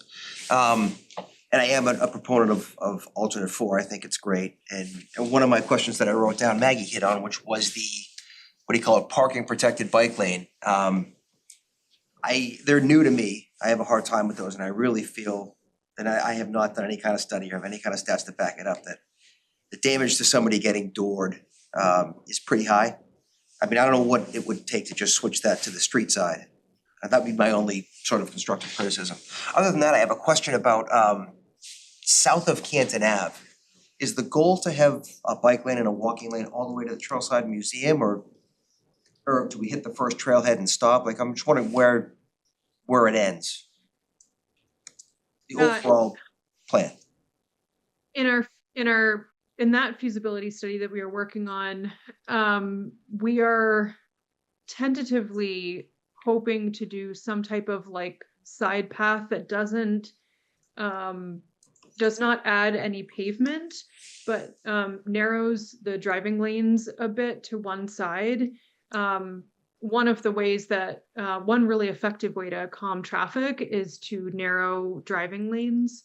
So I think on Blue Hills Parkway right now they're at 12 feet, and even if you just narrowed it, like moved the paint in and moved them to like 9.5 or 10 feet, that alone can be a really great strategy to calm traffic. And so on Unquity Road, we're thinking one possibility that we may include in the feasibility study is narrowing those driving lanes and keeping it two-way and just moving them over slightly and having a rather thin path on the side that could be protected so that folks could walk or bike there.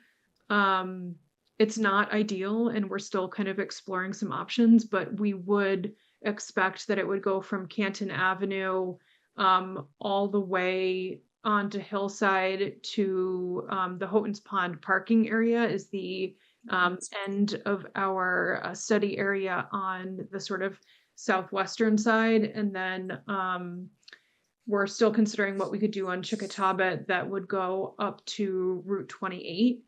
We know that there's a project happening there as well. So we're thinking about what might be possible there within the existing pavement. But it is tricky to kind of fit everything in there at the moment.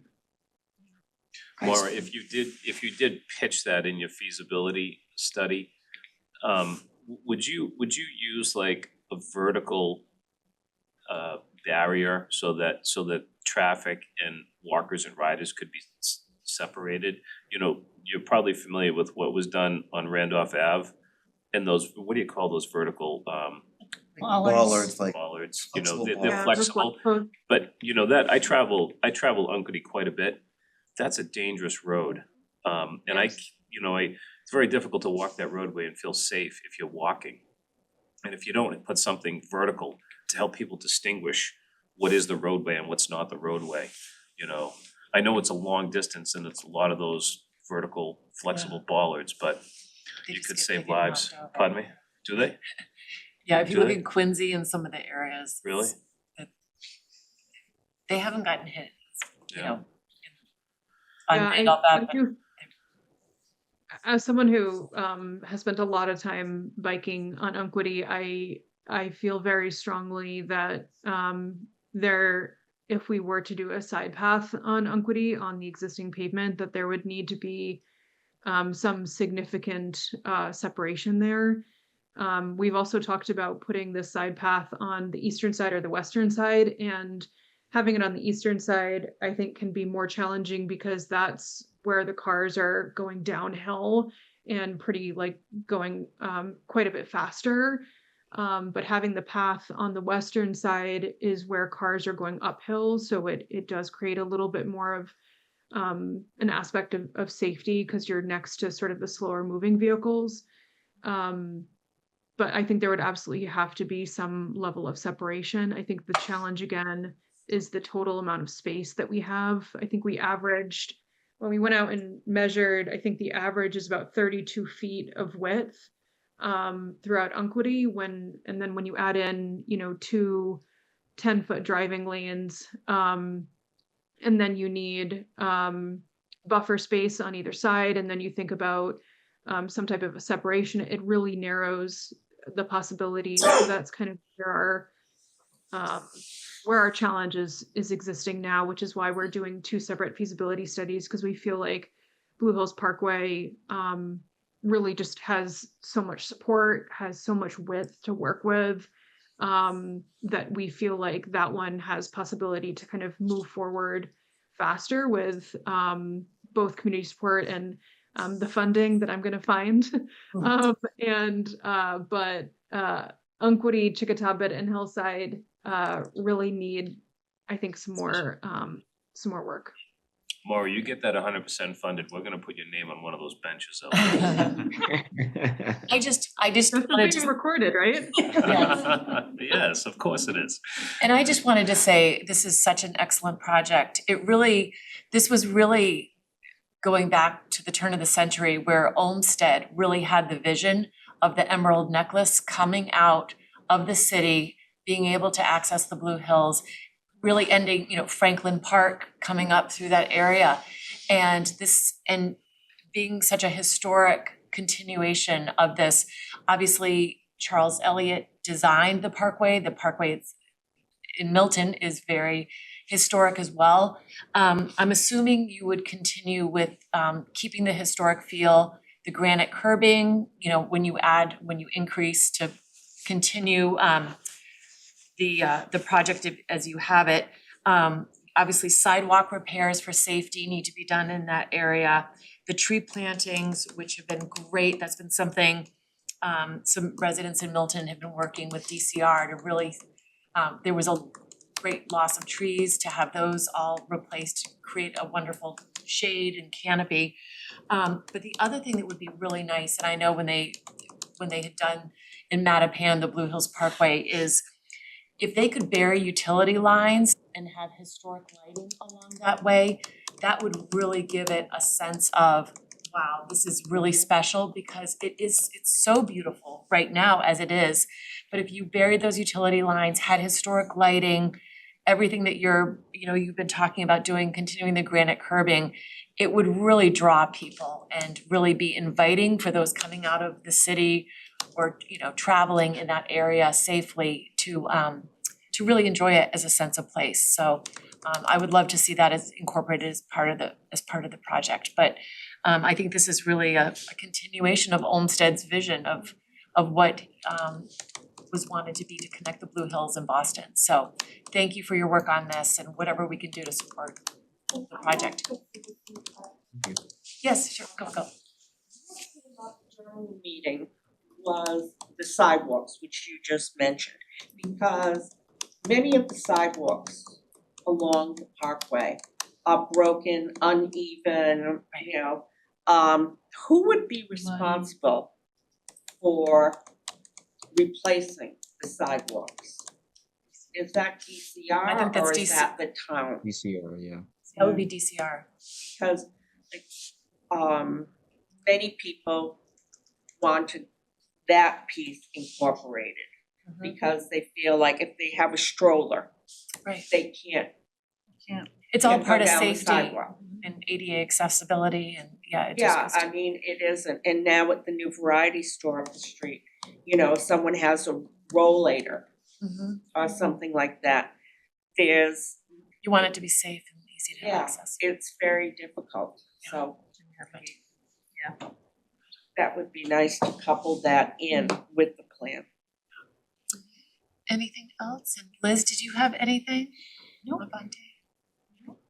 Well, this is wonderful. Thank you so much for your time this evening, and I think for people watching, this will really be something they can get excited about and hopefully we can see come to fruition. So thank you for joining us tonight. Thank you. Yeah, thank you. you.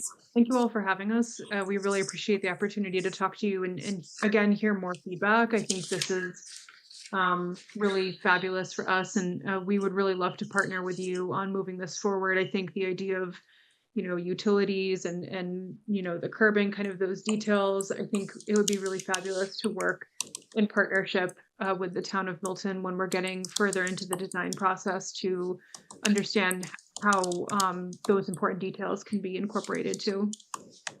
Great. Terrific, thank you. Thank you, Maura. Yes, Thank you, thank Andres. Well done. Yeah, have a Great. great night. Thank you all so much. Nicely done, thank you, yeah. Impressive, thank Yeah, they really did a great job.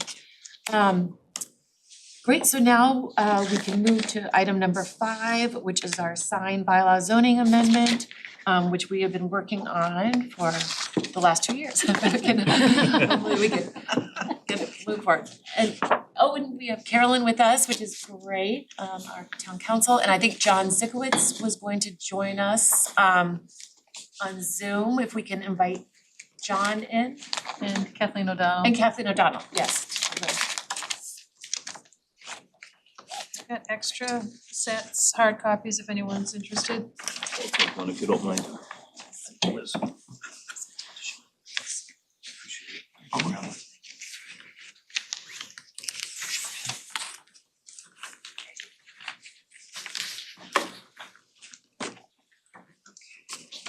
So when we last left off, we had just gone through and there were a few items that we were just gonna clean up a little bit and ask Carolyn to go back and I know Liz sent around a copy of her handwritten notes, which were conveyed to Carolyn and incorporated into this draft. So Liz, do you wanna walk through with those changes, or do we want Carolyn to go through? Yeah, Carolyn, what do you think? I mean, I had offered to Meredith to put up on the screen that document that sort of encapsulated all of the comments from the meeting on the 12th. I don't know if we need to go to that level of detail. I'm happy to do it if people want it, or if it makes more sense just to kind of focus on the document in front of us tonight.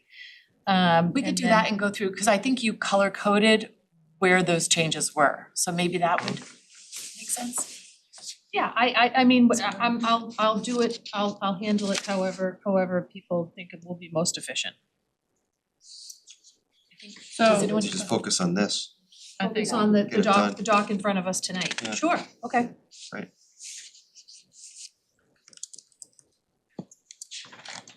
Okay,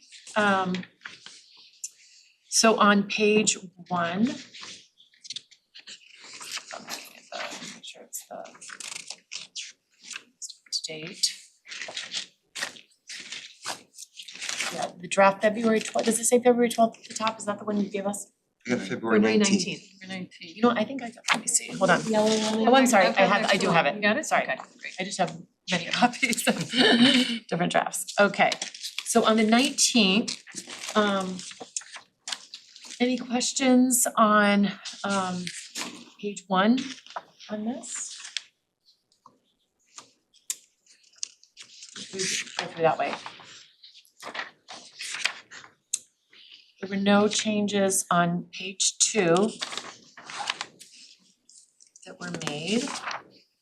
On page 3, there were no changes made to that.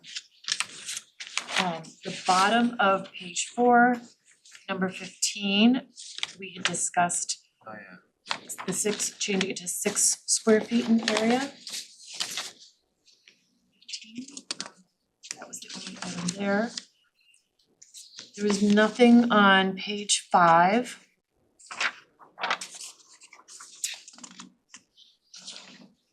Page 6. So Meredith, Oh, yeah, sorry. I did have a question on 6. If we look at the prohibited sign number 13,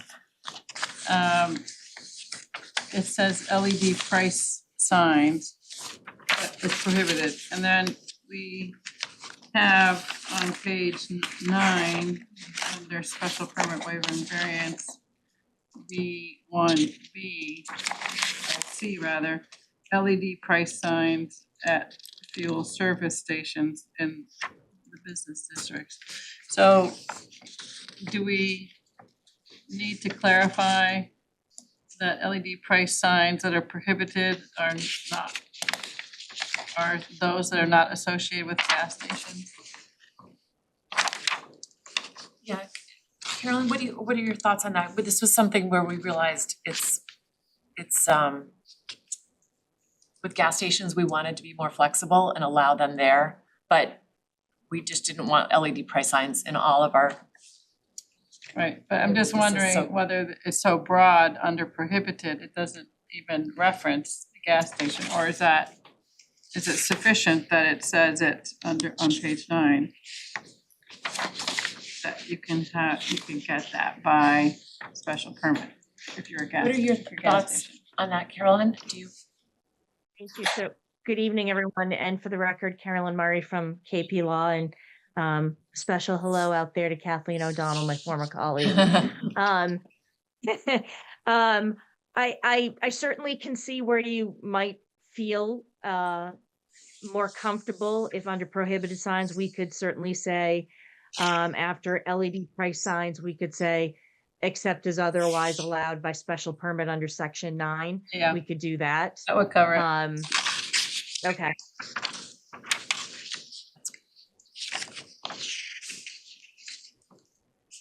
All right, and then obviously we just had the date that we will put in with our town meeting date, fill in. On page 6 there. I'm sorry, I have a question too on that same point. Sorry, my video's not working for some reason. I'm not sure why. This Good, welcome, Jersey. John, yeah. On that same point 13, it says light emitting diodes. Does that refer to LED lights? That's what they actually are. We call them LEDs, but that actually stands for light emitting diodes. But that's probably 99% of lights used nowadays are LED. So if we prohibit LED lights, we won't have any lights at all. That was gonna be a point of mine some later also, under, I think it was under the variance one. Then do we just want to prohibit LED price signs? Yes, that's what I would say, And what price about- signs, digital what about- displays, and neon don't- LED signs, yeah. Yeah, all lights are LED nowadays. Fair point. So we're gonna get rid of LED digital displays as well. I don't know, I'd like to strike the light emitting diodes words, but LED digital, I'm not sure what that means.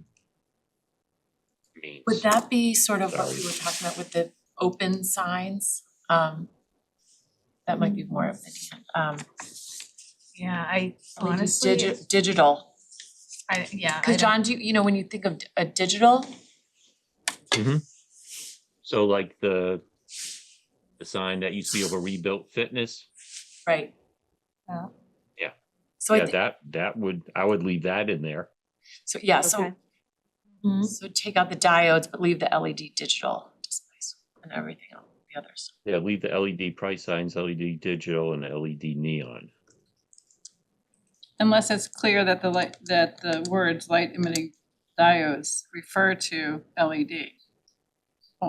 Only related to the price signs.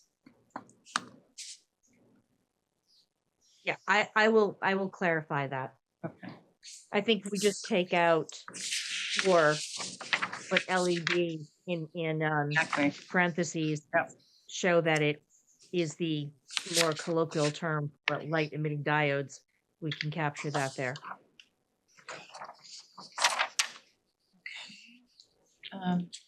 Then on The page other thing, just yep, sorry. So the other thing, just to point out to folks, is number 14, the illuminated roof signs. I know roof signs were prohibited, then they were moved to special permit. Now we're back to illuminated roof signs would be prohibited, but other roof signs would now be by special permit. Right, I Right. think that's, Okay. I'm sorry, why could, if you could allow a sign on a roof by special permit, why couldn't it be lit? because we talked about that as because it would be really hard to ever get rid of the Sleepy's sign in the future, or I could call it Sleepy's Mattress Firm, call it, or what I know what. It's been a number, Rebuilt Fitness.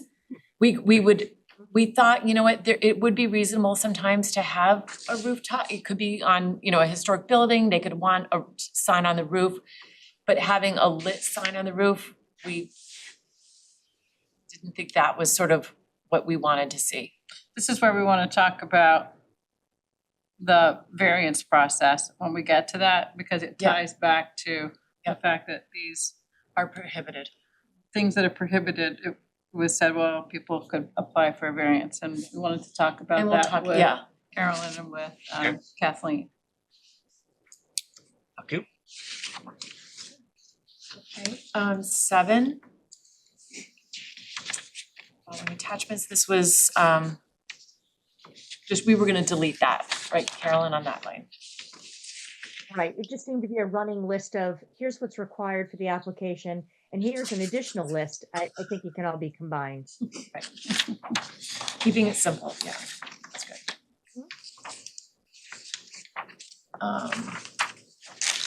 Page 8, we didn't have anything on page 8. Page 9, This is where, again, this idea of not by light emitting diode LED. So I think to John's point, lighting is LED mostly now. So I don't think that that's necessary. We don't want to include that language here. so, We'll delete and not by light emitting diodes, And then I wanted to, LED.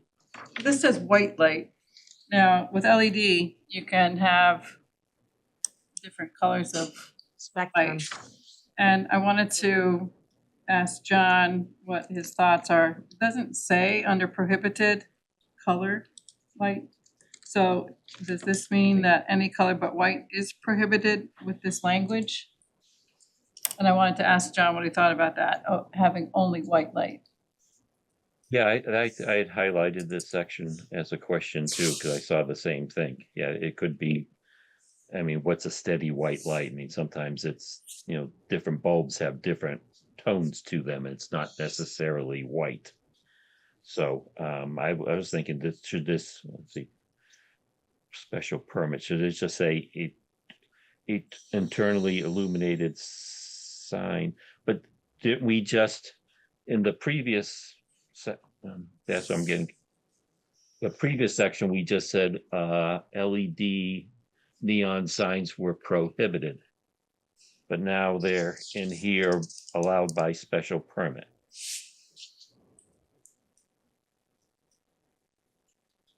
Under that section, on that number 13 that we just looked at on page 6, right, we said they were prohibited, which means they would have to go for a variance.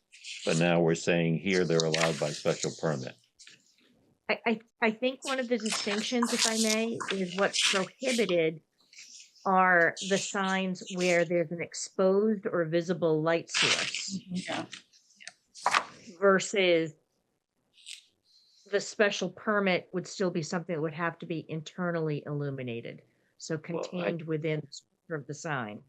I guess But- I've never seen a neon that's internally illuminated. Neon's always exposed. yeah, I think we wanted to remove that, and have steady white light, period. I thought, and we took out the rest of the end of that. What about just steady light? Just steady light, period. And I didn't see that we've defined the definitions internally illuminated sign. Does that need a definition or is that commonly understood, John? I think it's understood, but maybe not. Do we have any color, I'm just thinking of those internally lit signs. Do we have anything, John, that isn't white in town? So Meredith, you No, know, not at this point, but doesn't mean someone wouldn't want to in the future. you can program LED to Yeah. all different temperatures of white. Right, So very cool to Yeah. very warm. So Right. what is white? Yeah. Is it a certain degree Kelvin? so a steady light, and So yeah. that's the difficulty when you Yeah. say white. Right. Okay, And I could, I mean, just a we don't have anybody in town that does that, but I've had clients that, you know, for breast cancer month, they might turn their lights to pink. Or for autism, they might turn it to blue for that month to show support. So we don't have that yet, but someone may. so B will just say via steady light, period. Period. That's, And then I have another question on that section at the start where on B where it says signs allowed by special permit, should that say signs and illumination allowed by special permit?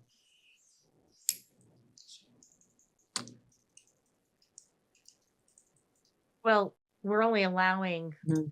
an illuminated sign. We're not, Yeah. we're not regulating illumination separate from signs. Okay, because we do then have a separate section further on illumination of requirements. So that's why. Right. We have a second Along- section on illumination, so Right, but it's says under the permitted heading by of, right. standard. But it's under the heading of standards applicable to all signs where we distinguish the type of illumination or the setback that Okay. be required, but I think the subheading here it captures it. Okay, very good. Thank you. So 9, on page 10, we just had in section 9. We back up, Oh, sorry. Yep. we back up just to page 9 under the, still under the special permit section. There's the new subparagraph E for signs accessory to and associated with permitted commercial signs located in residential districts. Yes, sorry, Um, thank you. So I wanted to Okay, ask, now this is, I, this was something that came up, I think, Madam Chair, in conversations with you and the director a week or so ago. And as I was rereading things again today, I think we should make a distinction here that what would be allowed by special permit would be new signs that are associated with a commercial use in a residential district. Because if you are an existing sign associated with a commercial use in a business, in a residential district, you're a pre-existing non-conforming use, and therefore the sign is also pre-existing non-conforming. So I think we make a distinction between businesses that already exist in residential neighborhoods that already have signage versus I'm a business in a residential neighborhood. I might still be a pre-existing non-conforming use as a business, but now I want to put up a different type of sign that I've never had before. Right. And this came because Liz said, well, what about our memory care? When that opens, that's in a residential area. And what about the 7-Eleven Randolph Avenue? When that comes on, But which is is it- in a is that- residential. is that covered under the term commercial? Because I was also thinking, we have signs like, you know, for the Eustace Estate, for daycare centers, for the Milton Arts Center, for So I- churches, for all kinds of uses that aren't necessarily So commercial. it could just say non-residential. That's what I uses. was thinking too. And that comes up also under There's another area. page 12. Yeah.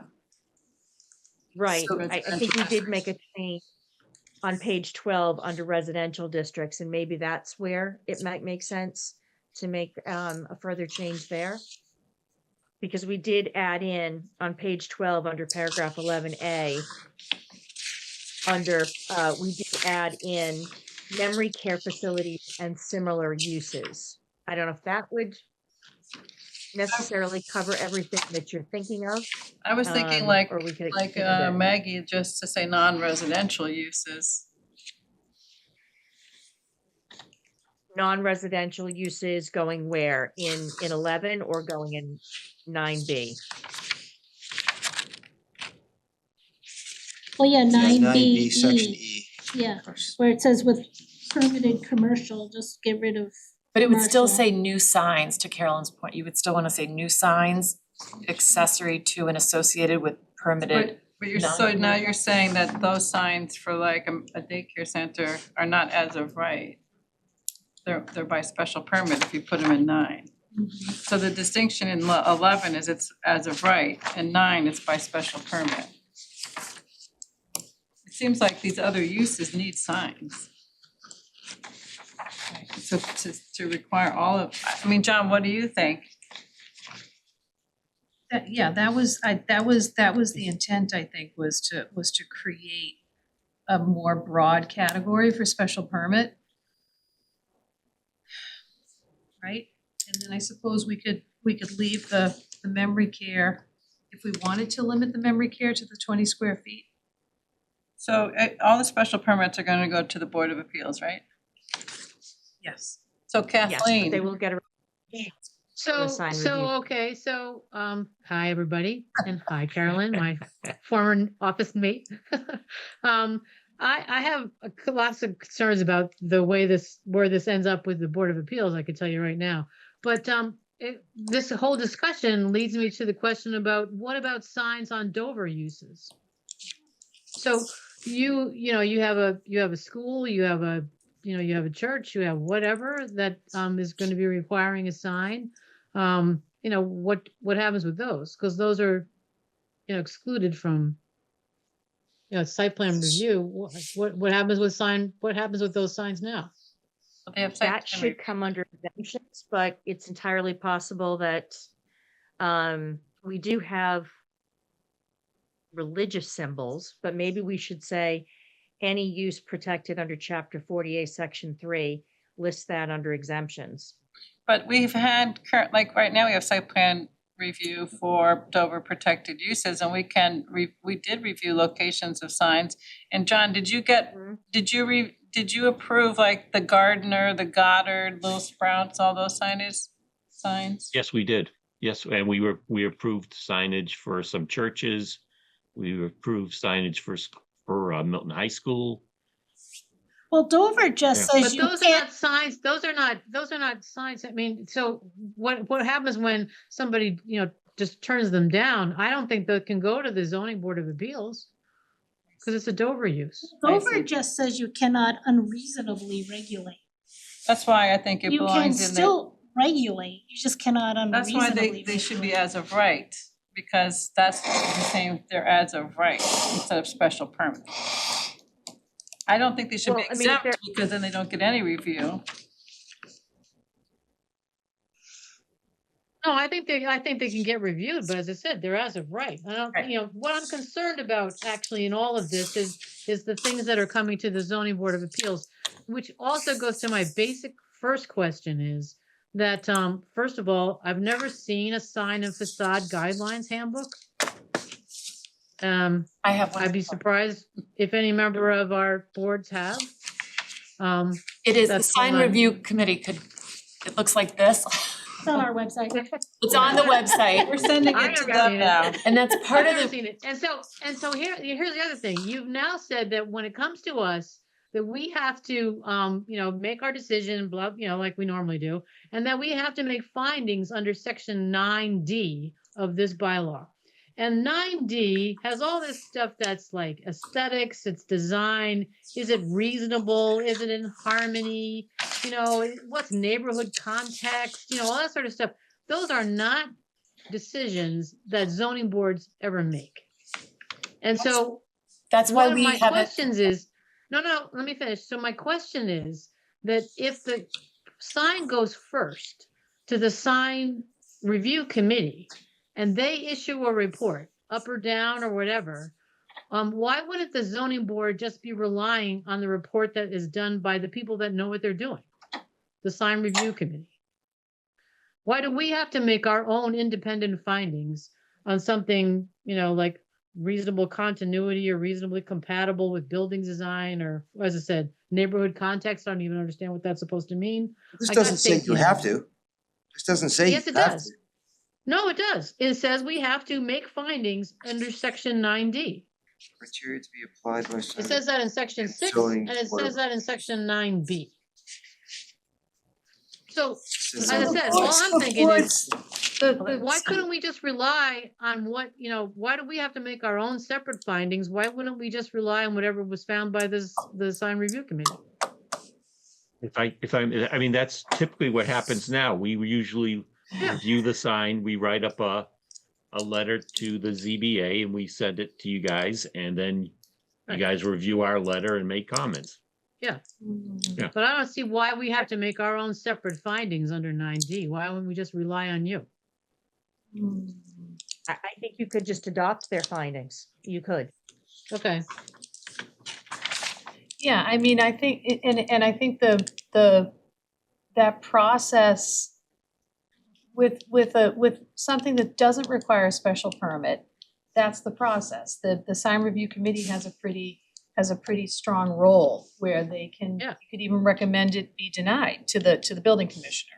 But I think the types of signs that need to sort of be elevated to like the special permit sort of, whatever you wanna call it, place, Mhm. plateau.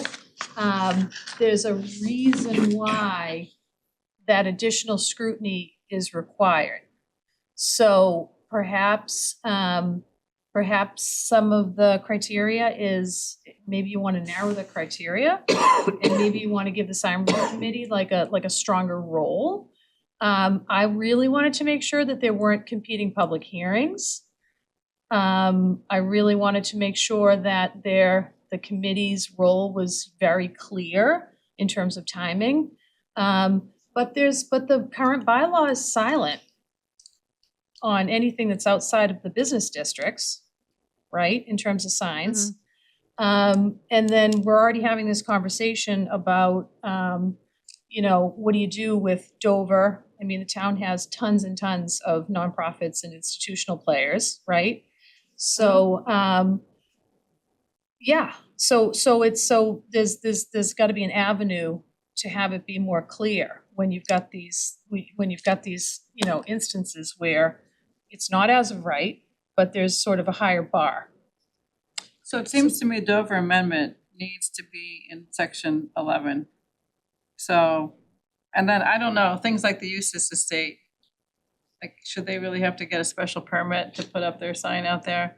I mean, if there's another one of a Eustace Estate that comes along, Milton Arts Center, things like that. see neighbors wanting that. I think they did We have go. reviewed- We did review the Eustace Estate signs, yes. Well, they, as of right, still gets reviewed, right? It's a question of whether it goes to the next level of a special permit. Yeah, and and right now, the bylaw is silent. Right. So, I guess you could just continue kind of rolling that way.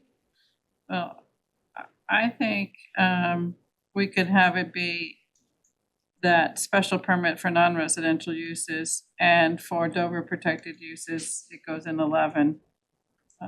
As of That would make right. sense. I think that makes sense. That's consistent, I think, If- with, But could I just ask a question though, because your Dover uses are not all gonna be in residential districts, and that's what 11 is about. right, well, Milton has mostly and it- residential districts. It's like 97% of the land is the residential districts.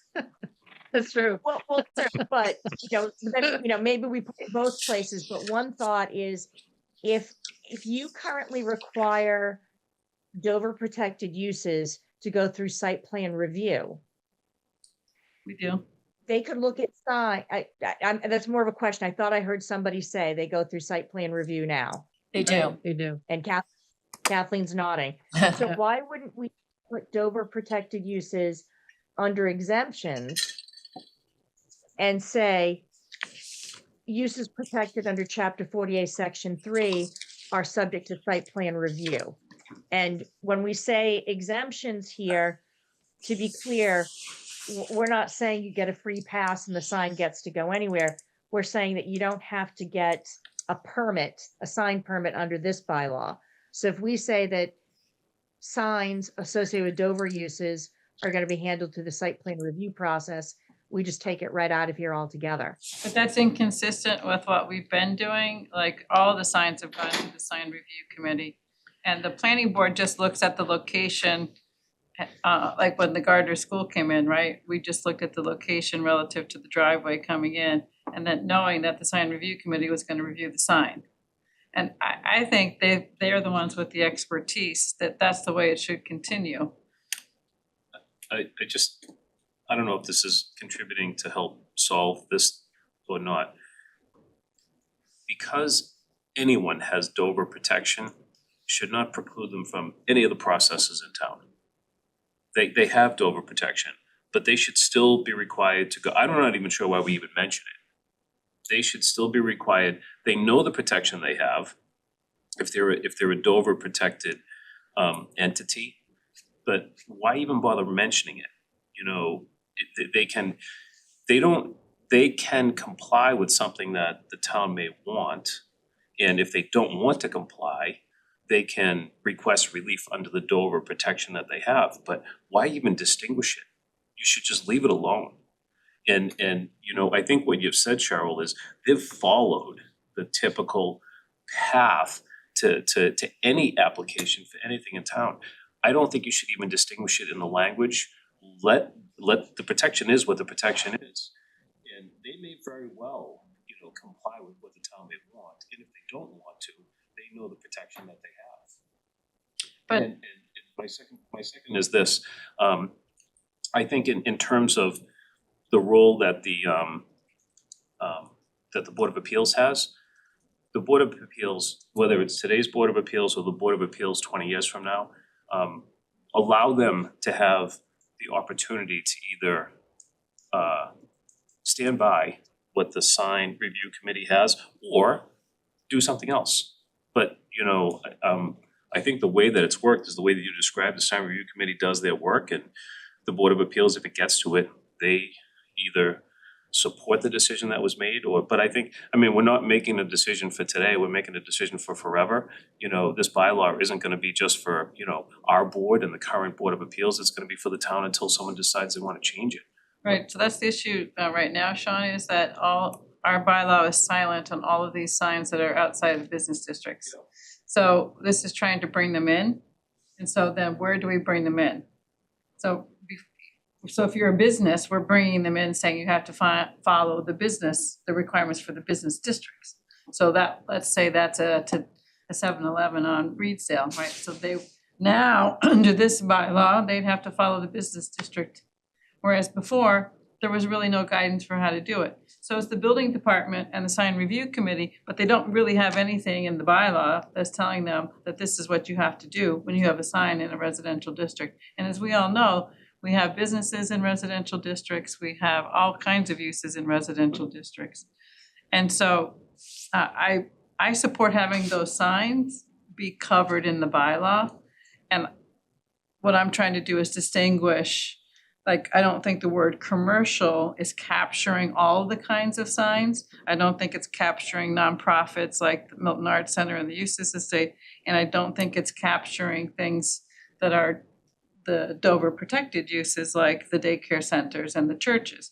So those though shouldn't, Kathleen said, those shouldn't be subject to special permit because they are Dover protected. So in that case, I think Carolyn's saying you can put them in the exempt category, but my concern about putting them in the exempt category is that then they're not required to be reviewed by the sign review committee, which is why I'm suggesting that those would be in the as of right category, and the ones like the nonprofits, they could be in the special permit category because they're not protected. And so they would then go to still to the sign review committee, but then to the ZBA too. Yeah, I think John was saying that the exempt site, they still come before him. The building department But still the sends building them to department is sign sending review. them there, but they don't have the bylaw to back it up as far as I'm understanding this, right? I mean, it's not in the zoning bylaw. So if somebody said, hey, your bylaw doesn't require me to do that, I don't really have to do that. They could challenge the building commissioner on it, is my understanding, which is why we're trying to get them included in here. yeah, and I think the term you used earlier was non-residential signs, if that collects everybody, you know, that you're trying to, I think the language is good. Yeah, it was just this question then that came up about having a Dover protected use have to go to a special permit, which Kathleen doesn't think. So if we is go back to allowed. BE, we would say here, new signs accessory to and associated with permitted non-residential uses located in residential zoning districts. Sorry, were you on On E, on- going back to BE. back to 9? Yeah, back to, sorry, Okay, 9. sorry. We need, would that say new signs accessory to and associated with permitted non-residential uses located in residential zoning districts? That captures everything, then just a question of whether you can do that for the Dover protected uses is the question then. Because this is saying you have to have a special permit. Other than, Well, I'm a Dover protected use and I still need a special permit. Maybe But we I should didn't have to maybe- go through the sign review. My permits my signs come under my special permit. You're pre-existing, so we're trying to deal with everything. This is just new, right? yeah. So I think it makes sense to have this say non-residential in 9B. But I also am sensitive to not having Dover protected in here.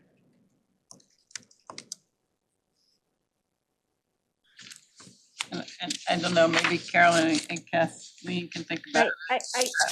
I am thinking, and I realize we're thinking and talking at the same time, but amending 9B, if 9B1E now says new signs accessory to and associated with non-residential uses located in residential zoning districts, well, I come in with a new church Yeah, in a residential district. right. We can't require special permit Right, for that uses. Yeah. that's why it needs to go in 11 Now, then.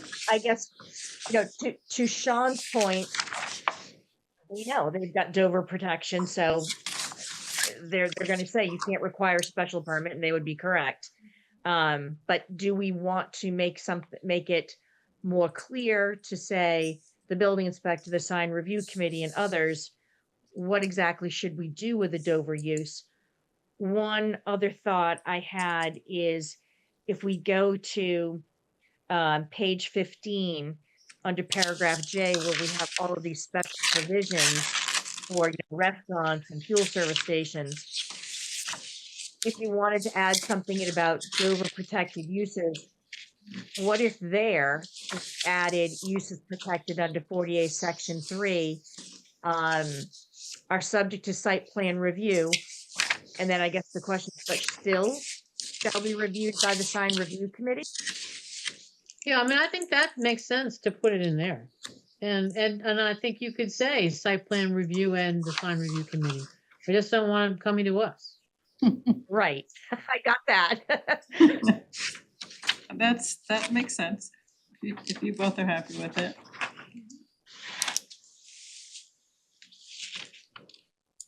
Because people wouldn't come to us. They would say, I'm sorry, but we don't have to do that. Right.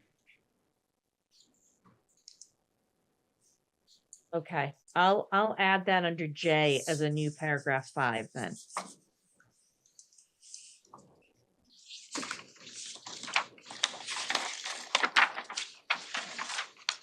And so going back to my other question, so does every sign remotely on this planet, in this town, now go to the sign review committee for review? Except, Yep. there's something that we let the Yes. building commissioner review. Yeah, okay, because like I said, I'm just trying to make sure that I've got the Fair, so process, because then Only my board, if something gets denied and somebody appeals, we've then got the sign review committee's report, because I don't think, we really want to reinvent their work. Correct. So as long as we're always getting that report, and then we adopt those findings, then I'm okay with the language that it stands. Great.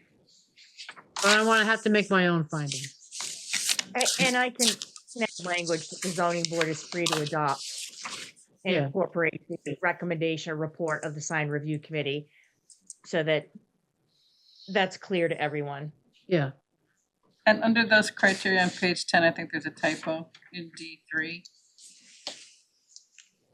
V3, Third line, that's column sill lies. That's to be sill lines, or I'm not sure.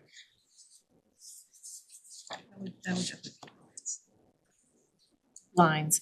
This might have been taken from our old bylaw that, Tim, there were a few typos. yeah, I just don't want to have to sit around for 4 hours arguing about what neighborhood context is supposed to be. No, the sign review committee does a great job. You know what? They're very thorough. So, which, Okay. sorry, Meredith, I wanted to talk about on 11E, which was not highlighted, so.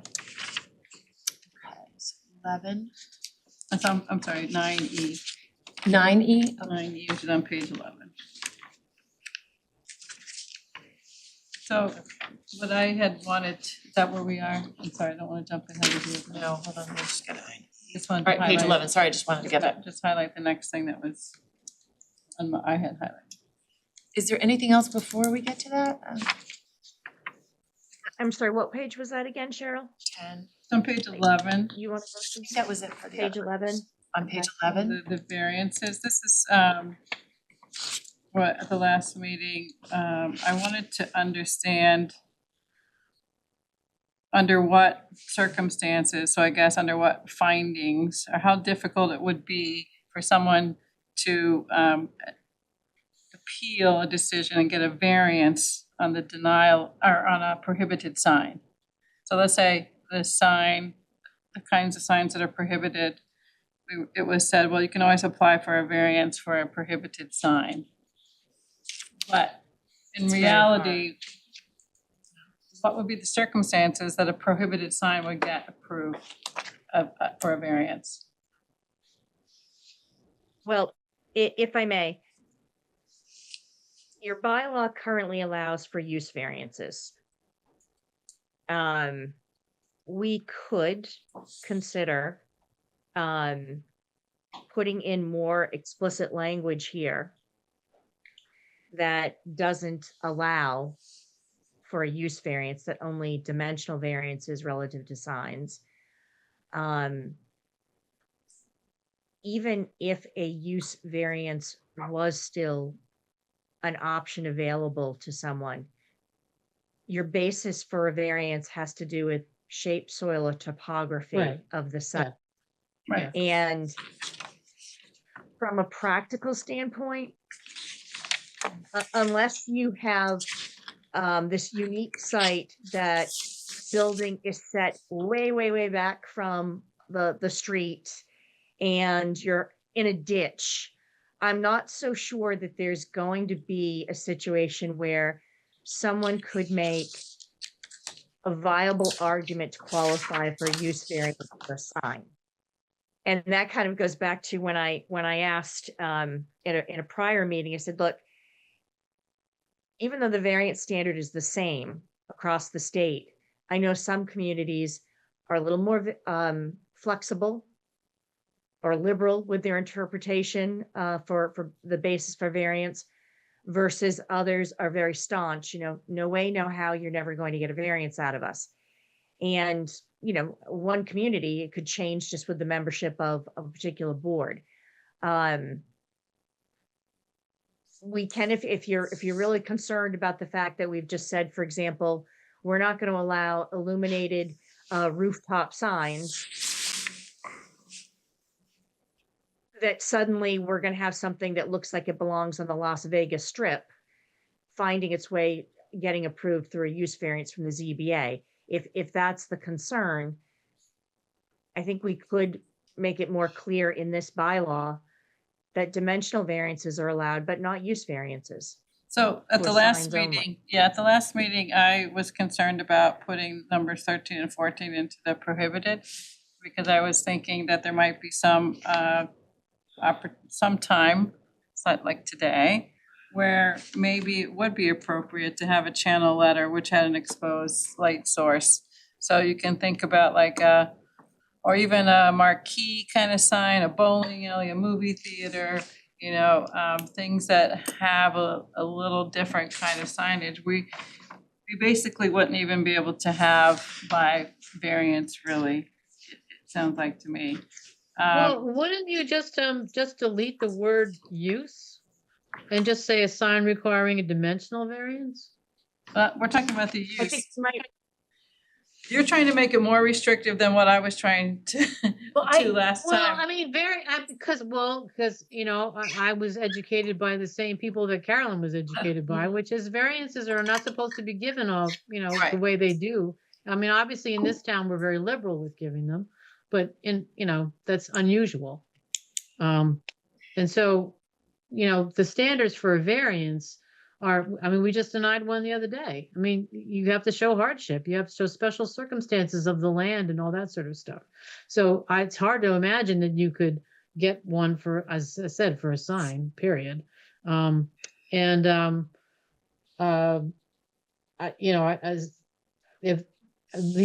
of the times when we consider them is when we're looking at the whole project is coming in for a variance. It's a special use in a residential district or something, or it's a commercial use like, the fruit center or something. And so the sign is sort of part of that whole application. So it's not coming in by itself. Yeah, so that's been my problem. I mean, I've got lots of problems, but one of my problems is really the historical variance. Because when I went through my whole issue, I wanted a variance. I wanted a use variance. And if the town gave me a use variance, imagine all the money and time and effort that we would have saved these past 10 years because the town instead decided to give me a special permit. So I wanted a use variance, and I was told back then, there's no way you're gonna get a use variance. And so that's my frustration when I watch the ZBA meetings, that I see the variances given out like lollipops to people. And it's so frustrating to me. And so I think the town has to decide, are we gonna give use variances or aren't we? Because you can't just hand them out to some people and not hand them out to other people. It's so frustrating. And it has affected everybody in town hall, it's affected my whole neighborhood, it's affected my family. And it's just so frustrating, the inconsistency. So either we give out use variances or we don't. So this is my point about not putting something in where you're driving somebody to a variance. Because it's not the way to do it, especially for a sign. And I don't know about use variances as much, but the reason we have so many variances is all of many of those uses and the buildings were built before the zoning was enacted. And so they're pre-existing non-conforming. And so what are we gonna tell people? You can't do anything with your property because we decided just to put a blanket zoning over the whole town in 1938 and change it very little since then? I mean, it's a big problem. Big problem. That's not been really, it was done that way. So But I think here, what I wanted to bring back up was, it's really not that easy to get a variance. And I wanted the attorneys and the ZB, to tell us that, to confirm that, because I do think, we should know that as we're putting this forward. And when we think about some uses what if extra space storage wasn't a storage space in the future? What if it was some kind of interesting other use? Let's say it's a bowling alley, I don't know what it is, but something that somebody could go to. And now we're saying, we prohibited something which might be appropriate. Let's say it's a theater, maybe it's a black box theater. We're not gonna allow anything which kind of relates to that use because we've put it into a prohibited category. Everything else that's prohibited here has billboards. They have other sound reasons to be under the prohibited. I just feel like 13 and 14. I know what you're trying to steer away from in East Milton. But a special permit process where the ZBA is going to follow the recommendations of the sign review committee. Well, I think I agree with what maybe Carolyn and language Kathleen are putting in.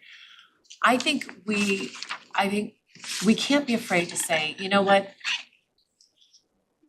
We've never been allowed to have neon signs. I'm just gonna use we've never had neon signs. We've never been allowed to have neon signs.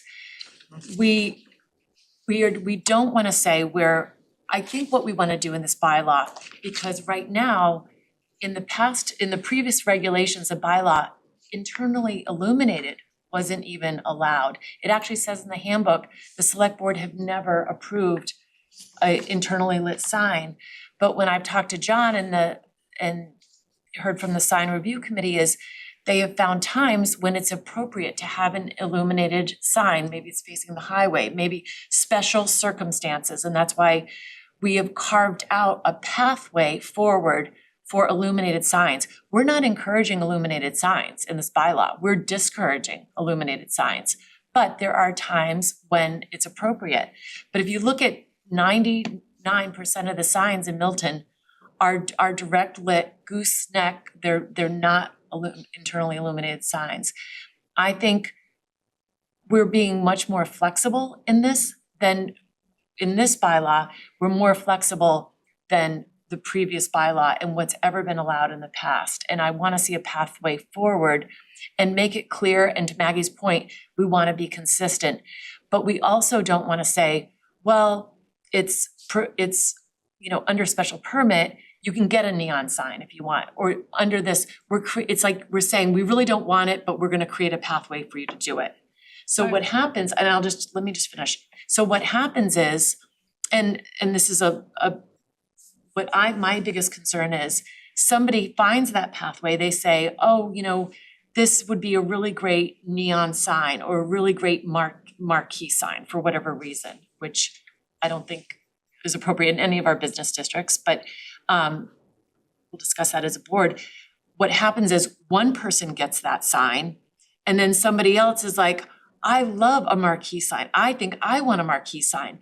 The next thing you know, it's not just, it might be you say, oh, it's a one exception. I think it would be very hard for the ZBA not to be challenged if it has been allowed by special permit in one location to deny another business that same right. I think it becomes, and the more you have, the more difficult it becomes. And that's why we right now have all of those open neon signs and all the stuff going on, which have not been allowed either and will be addressed by our building department. But you all of a sudden see everything popping up. Well, he's doing it. Another nail salon just came in. Well, if that nail salon gets to put up this neon sign in all these different places, can I do it? Because everybody's, obviously wants their business to stand out. And I'm thinking long-term, we've never allowed neon signs. We've never allowed digital channel lit signs. We're now being more flexible in allowing the illuminated signs, but some towns don't even allow illuminated signs. And it's, go to Wellesley, go to Hingham, go to Norwell, go to Passaic, go to Dover, you go any of these towns, you see gas stations with direct lit signs. They don't even have the internal LED. We are being much more flexible than we've ever been before. And we keep saying, we're protecting Milton. We want it to feel like a town. We want it to feel like a suburb. People describe it as a historic, bucolic, leafy green town. And it could go sideways really quickly. And I think we shouldn't be afraid to say, no, we don't want neon signs. We don't want marquee signs. It just, and in some places, like Trillium Brewery, like I like that there. But that is off a highway. It's in a business park. It's not anywhere near anything residential. It's a special location. In that case, it works there. And the Walter Baker chocolate, you go into Boston and all of a sudden it's a whole different feel when you go into Dorchester. But when you come into Milton, this is part of what we're trying to do. And in all of our design guidelines that we've done, everything is about keeping a historic feel to the business districts, enhancing our businesses and our business districts, but keeping it to a level that attracts quality businesses and has a certain standard for an aesthetic. And I think that's okay. I think we can do that because a lot of towns don't even allow any internally lit signs. And So I think- gooseneck signs don't work on a building like 2 Granite Ave, which is off the highway and a big commercial building. They don't work on a building the scale of Extra Space Storage. You're eliminating the kinds of signs that work for larger buildings, and I understand. Internally lit signs are allowed. That's a special permit process. That's how, and it was approved. It was reviewed and it was approved, and that's how they've got, and I'm saying let's carve that out and create a process for that to happen and thus be more flexible than we've been in the past. I think we're gonna be being less flexible because we're putting more into the bylaw here. Let's We're be being clear, more consistent and clear. because they've been granting a lot of permits because there's not a lot in the bylaw and they've been able to work off of this. So now this is restricting them more.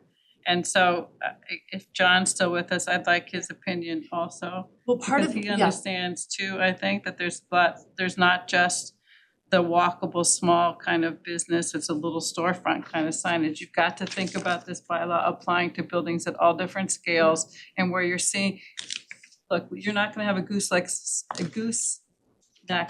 light do anything for you when you're in a car and you're approaching 2 Granite Ave, or when you're approaching Extra Space Storage. Those are just totally different that's scale why buildings. This is allowing them to do that. And what's happened is, and part of the reason why we're doing this is we've had the bylaw, but we've had regulations.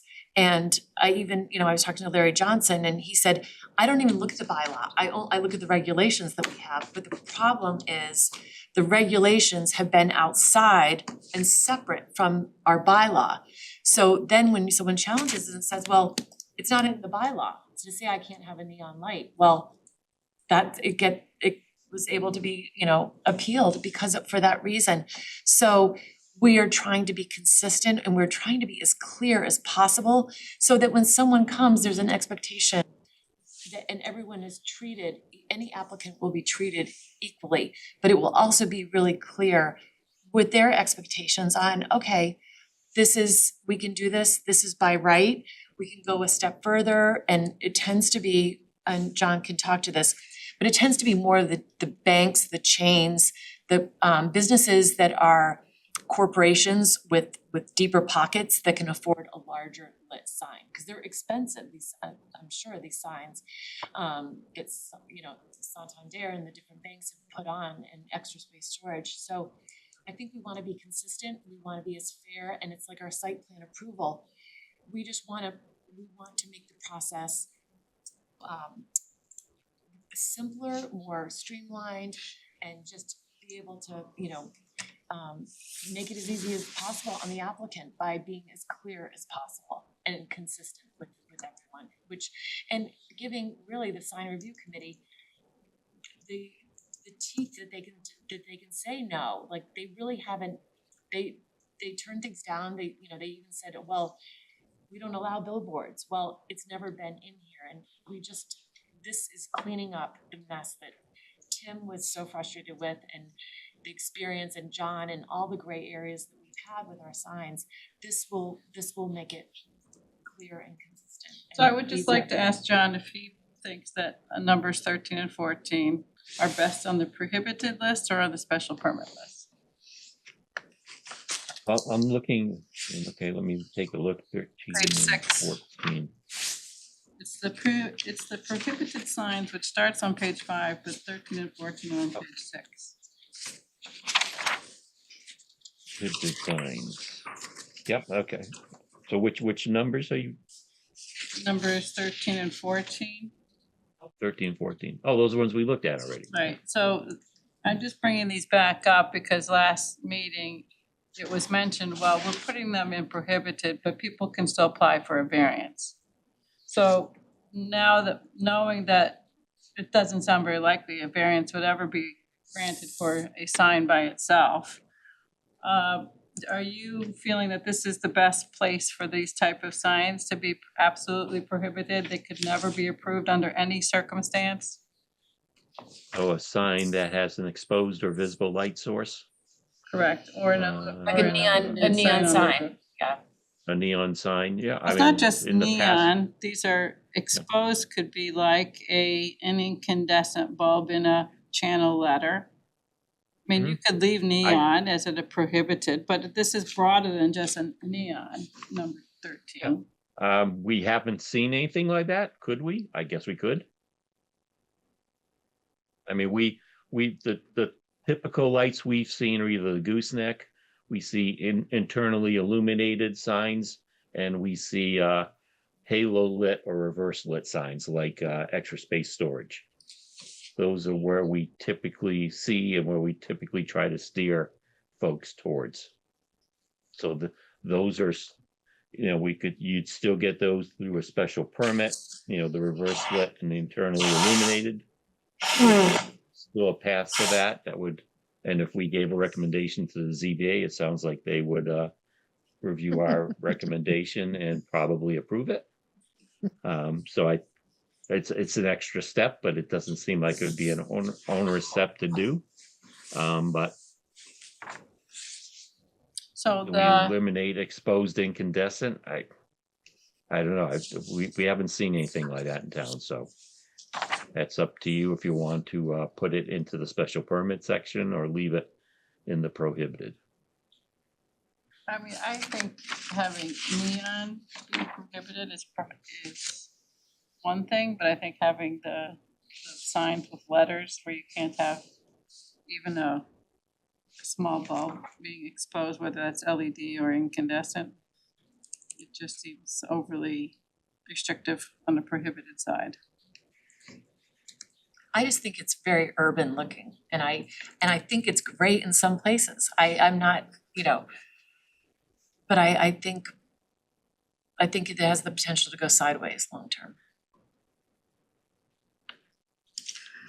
Yeah, and But I- just from a business owner's perspective, I would be annoyed if I was denied and somebody else wasn't. Or if somebody applied and got it, then I would want to apply. So I get it, and it's not that I don't like them in certain areas, but I'm taking the position of the more fair route for everybody. Like, I don't know, I just would be upset So if if I was somebody's denied. so if somebody's business, kind of wanted to give attention to like it was theatrical, they might want that. And if somebody's business was something that wanted to show that they were more of a landscape, so like what, if you had a display which had a truck, like, and that we said you can't have a display which has a truck because that's too indicative of what your business is. So what we're saying is something that has any kind of entertainment value, we're not going to have signs that really that might apply to that business, we're not gonna allow it. So we're kind of saying we don't want that kind of entertainment business. Even though our bylaw allows us to have that kind, the signage isn't going to be able to indicate it. So I just think, it's a layer of applying a bad sign situation too far. That's just, I get the sense that I'm not in the majority on this, so we don't have to continue No, I mean, talking about it, but I wanted to at I'm least pull the struggling. variance back Like, I out. get what you're saying, I really do, And I do too. like, I do get it. And I struggle, cause it goes back to if it's your brand, I understand it. We see plenty of towns though, where the identity and brand of the business is not allowed. And the town's preference in terms of what it looks like is really is really what defines what people get to do. The national brands don't look like national brands in some towns, they look like the town. So, I guess a couple things I feel strongly about is, the inequity that you feel, how is something we wanna avoid as much as we possibly can. And the only way to do that is to have less discretion, in the bylaw, and have the bylaw be tight so that, no one feels that they were treated differently than somebody else 4, 5, 6 years down the road. So, it just means it's more restrictive. The whole bylaw is more restrictive. But, Well, it's you know, more 'cause the clear, board- it's what the design review committee's been doing, but it's never been made clear what their practice is. So we're bringing it up to, I understand, yeah, but even still, yeah. tight yeah, as it it's can be. tighter, yeah. Eventually, John will get tired of doing what he's doing, and so will Kathleen, and it'll be a different board, and they'll be working with whatever the bylaw is, and decisions will be made at that point in time that might be not be uniform with a decision that's made in 2026, because John and Kathleen might see it a certain way, and so the more that we allow that, the more latitude we allow, the greater the likelihood of somebody's gonna feel like you. I'm hoping this makes everyone's job easier. The ZBA, everyone is be more consistent, and it goes back to sort of the site plan review process, that we just really wanna be as clear and consistent with all applicants. Setting boundaries is great, I'm a no neon guy, I think no neon, period. If that means no marquees, in my opinion, that's okay if we're gonna stick to it. I don't have a problem with that. I understand what you're saying about a slippery slope, because it is. It can go, you know, not that we're gonna be Route 9 Framingham, but you can get real commercial real quick. So if we set a guideline, let's just stick to it. And one of the things we've talked about, not just on this topic, but now for our years together, is providing anyone that's coming into town enough information so they can know what they can do and what they can't do. So long before someone has a business in town, if the bylaw defines what they can and can't do, they're not gonna feel like the rules were changed on them. They had a chance to understand the rules. This is gonna be in place, and someone can look at it and understand before they decide to put a business here, what's acceptable and what's not. And I think Liz, you can comment, but you already see this, and Carolyn has done such a good job of, I mean, Kathleen, I know you saw the last version of the bylaw.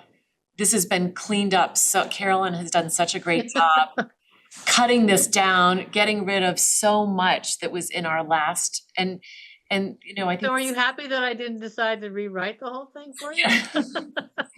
Yeah, Carolyn fortunately rewrote the whole thing because it needed a lot of help, and it's No, great. It's on the table. I know, Just fresh perspective. a fresh perspective. It really was great to come in and have new, fresh eyes on it.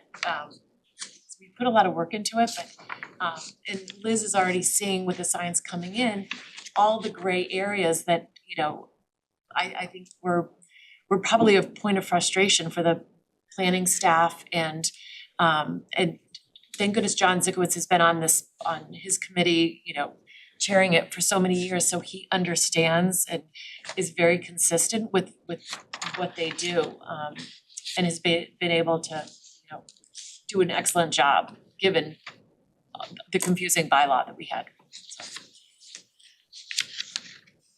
No, I appreciate it. As I said, all I just was trying to make sure that I understood how we were gonna get our business and what we were gonna do with it when we got it. Thank you.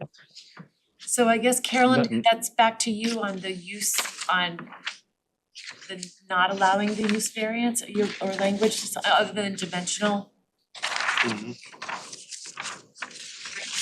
Again, it's whatever the board would like to do. But we could easily amend on page 11, paragraph E. Could easily amend that to make that clear that only dimensional variances can be sought, not use variances. And the other bit of flexibility that we did put in here is we're allowing, which I think isn't in conflict, but we're allowing the sign review committee some dimensional, up to 25% that they can increase the size of a sign, giving them some flexibility if they think it looks more appropriate on the building. It gives them, you know, an opportunity to, without going to that variance step, that they have some flexibility on dimensional standards. Even number 14, if I'm thinking about that, says a sign, illuminated signs located on the roof of the building or that extend above the building's roof line. So what's our definition of roof line? On a pitched roof, is it the ridge line, which is the highest point? Or is it where the slope begins? What's the roof line? I'd say the ridge. But it's not clear in the language. You say the ridge, but if I'm an applicant who says I want it higher, I'm just playing devil's advocate, you know, is Add it? the word ridge. So the rebuilt fitness is on the slope, is that the ridge line? The No, ridge it's line on the is- slope. No, It's on the The slope, ridge- it's on the slope. Horizontal. Yeah, it's on the slope. So it's below the ridge. I actually don't know if does the sign stick up above the ridge on? I don't think it does. I don't think it does, no, it does not. Believe me, I'm taking special note of all Milton signs as I drive. Earning your pay, I know. thank you. Should hire a driver, Carol. Yeah, just don't bill it down. But to Cheryl's point, we could certainly add in 14 to make sure that it does not extend above the buildings, the roof ridge line, if that's what you'd like to do. Yeah, because you know, a roof line, you might say, if you have an elevator that goes above the roof or a stair that goes above the roof, somebody could say, hey, that's my highest roof line, is that piece, and therefore I can put it on this part of the roof because I'm not exceeding that roof line. maybe instead of a ridge, because we do have flat roof conditions, we should, right, ridge is gonna apply in every building, right?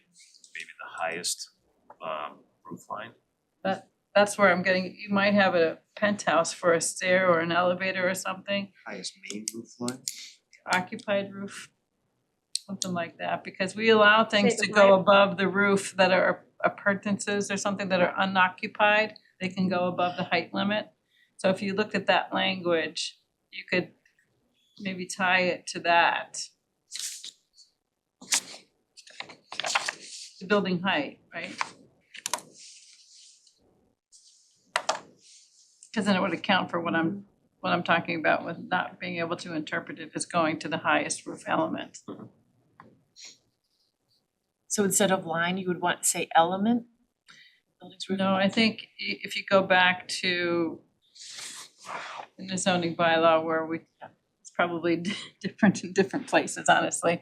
But on the height, the definition of height, it's tied to occupied space. So I think you could have this be the roof, the highest point of an occupied space.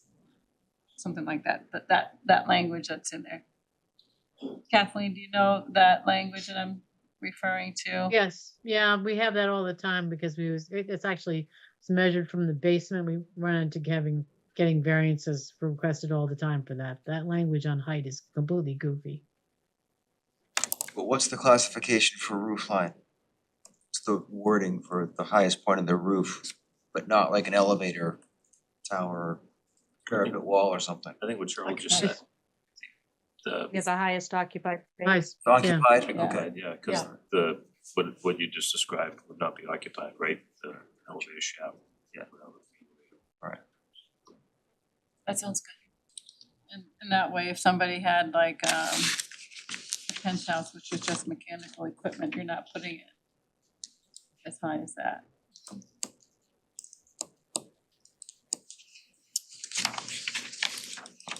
But I still don't like this here, but I'm done with it, I'm done with it. All right. So what page, let's see, 7? So I am going to delete use variances, right? I think to make it Yes. clear, Yes. Okay.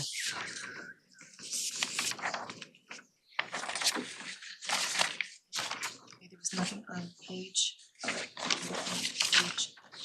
We made it to page 10, because we had this still lines. Made it to 11. No, we're on We made 11. it to 11. Variance part. All right, hold on.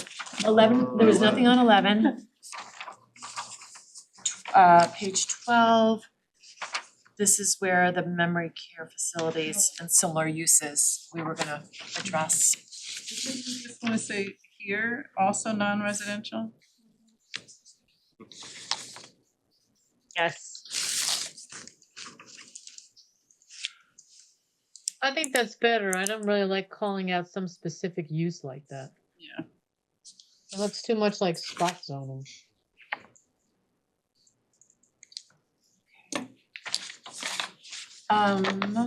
There was, okay, on 13, under B, principal signs. This was something that came up as, was another question that Carolyn had, and Liz had emailed John on this. And we wanted to sort of, a business may have 2 wall signs when contained in a building with 2 elevations visible from a public way, parking, or other public space. But we then said, well, John had said, well, I think you can have 2 wall signs, but you can also have a separate freestanding sign in front of that wall sign. And we wanted to, so then we didn't wanna just limit it to 2 signs, is that correct, John? Oh, what I didn't want to see, you can hear me, right? Yep. Okay, what I didn't want to see is someone saying, well, I've got this, building facade and I want to put, because I can put 2 principal signs, so I want to put 2 flat signs on the same building facade. Because according to this, you could. So And do we, that's a great, go ahead. sorry, John, I agree with you on that, and I actually edited it to say that only one wall sign per elevation. Right, but well, but should it, and I was just thinking about this a little more, should it say where it says a principal sign may be a flat wall sign, or projecting or freestanding, should it then say a business cannot have two principal signs of the same type on one facade? That way it would eliminate you, that way you can have one flat sign and a projecting sign, but you can't have two projecting, you can't have two flat, you can't have two freestanding. You can have two of the three, but not the same kind. I guess that's what I'm trying to eliminate. I like what you wrote in here, Carolyn, so. So I if didn't you've know if got- that was clearer or more complicated. No, that makes some sense. The provided you cannot have two principal signs of the same type. But so then you are saying that if you've got a building Mhm. and it has an elevation on, say, 2 streets or on a corner, Mhm.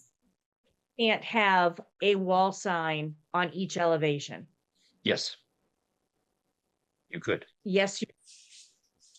Okay, so that would allow them to have two of the same type of principal signs.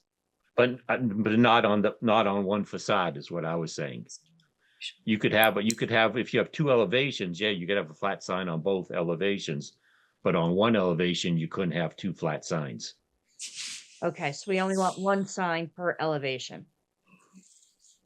Yep. No, not one sign per, well, because this is saying you can have two signs. So you can have two signs, but of two different types. You can't have the same type. I thought it was one principal sign per elevation, if the building's located No, on it the says corner. you can have two according to this. You can have a That's flat correct. wall sign and a projecting sign, or you can have a flat wall sign and a freestanding sign. So those are both principal signs. Right. And this allows you to have two. I just don't want to see someone come in with two of the same sign on the same elevation. And I was reading it where if it's like a corner lot, you probably don't want someone to get 4 signs. But do you want to allow them to have 3? Do you want them to have freestanding in a wall on the main elevation and then a wall on the kind of, let's call it maybe secondary elevation? Because most likely one of the elevations is gonna be less busy than the other. Right. So you probably don't want them to have 4 though. Well, but this, the way it's written, it would allow that, right? Even with the yellow highlighted section, you could still have 4.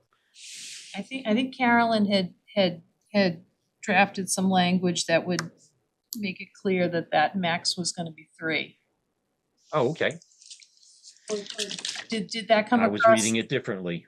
Yeah, it's not in front of you, it was sort of being developed today, cause I didn't get that feedback to her as quickly as I should have.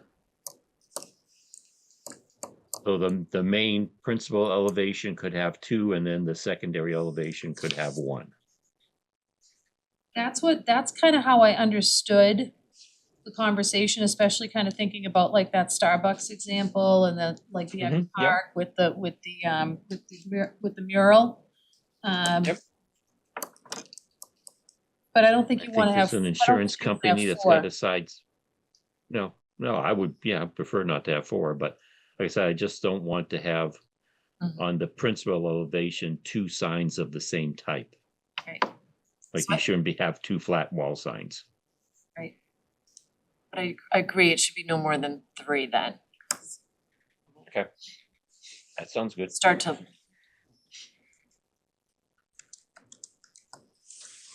Okay. I'm sorry, 3 per facade or 3 total on the building? 3 total. Okay. Total. Yep, If tracking. you have 2 walls, yeah. If you have 2 elevations. I'm good, yeah. good.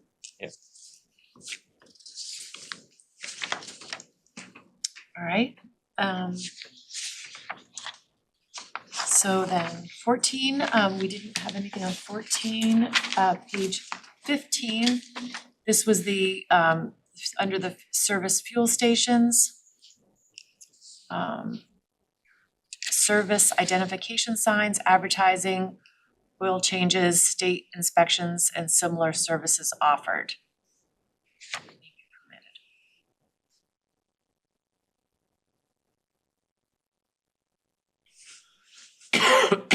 That look good, John? That's okay with? Do we put any sort of a size limit on those service identification signs? Or is that gonna be just up to the discretion of the sign review board? I'd leave it up to the board personally. I'm I think okay that with would it. work best because all buildings are different sizes, so different signs fit different facades, so. Was my point before? I just had a question on this one. I was confused. So is this 12 feet tall, 24 square feet sign area? Is that sort of in addition to what any business would be allowed to do in terms of signage? And it's specific to fuel service stations, or are they limited to just that one sign and that's it? Plus the service station stuff that we're talking about. I think the 12 is that, the whole I was main, reading is the one freestanding sign is 12 feet tall that, they usually Yeah, have that has usual one, right. the gas station sign and then the pricing and everything else. You get one sign that's 12 feet tall and then the top of it where the logo or whatever is 24, that's allowed to be 24 square feet. Right. So and the building itself, if there's sort of like a building, That's separate. That's the That's service identification separate. signs. Okay. Yes. Okay, so say the building's like 30 feet, 30 feet long. And do they still get like 30 square feet of signage? Cause now we're doing the one Linear square foot. foot per linear foot, that's the new, whatever multiplier. Mhm. Yeah, I'm just trying to make sure I understand how that's gonna work. Is it just that one sign and that's it? Because they're being allowed to do a 12-foot sign and it's 24 square feet and that's all the signage they get. No, because they need to So put I- signage on pumps. They need to put, service bay signage on. They all those things need signage. They got numbers on the pumps. That's all part of the signage. Okay. Yeah, so they get a sign on their building, and then they would get another freestanding sign. And then they would also get all their pump signs. Right, so I'm just trying to understand, I mean, is that gonna be like another 30 square feet on top of the 24 square feet that they're allowed for the That's what I would freestanding sign? assume that they would be able to get that. Or whatever the number is, I just, Yeah, whatever this the was number never is, super yeah. clear to me, I just wanna make sure I know, because we're potentially gonna have something come back for a gas station. Hopefully not completely redone. So then I think, Liz, to your point then, we should probably strike that notwithstanding any contrary provision of this bylaw, and instead it should read, in addition to other signs allowed, other allowed signs for businesses under this bylaw, because I was reading it as I think you just were, that we're treating gas stations differently. They get this freestanding sign, they get these service identification signs. But now to go back to our prior discussion, if this gas station is on a corner and it also has, a building facade on two sides, it also is going to be allowed to get potentially two principal signs plus the freestanding sign? Right. Yeah, like the Shell gas Potentially. station, they're on 3. Yeah. They're on 3 streets. Okay. So they would have three buildings, signs on 3 sides of their building and this freestanding, and everything on their awnings and windows. Yeah, so I like Carolyn's suggestion, which was to limit the square footage for the service identification signs. So at least you can kind of put that in a box. And then you've got your freestanding sign is defined. So then the last piece would be, is there more signage for the building itself? And whether or not people wanna do that. Do we wanna limit shell? Like, should they have shell on each side?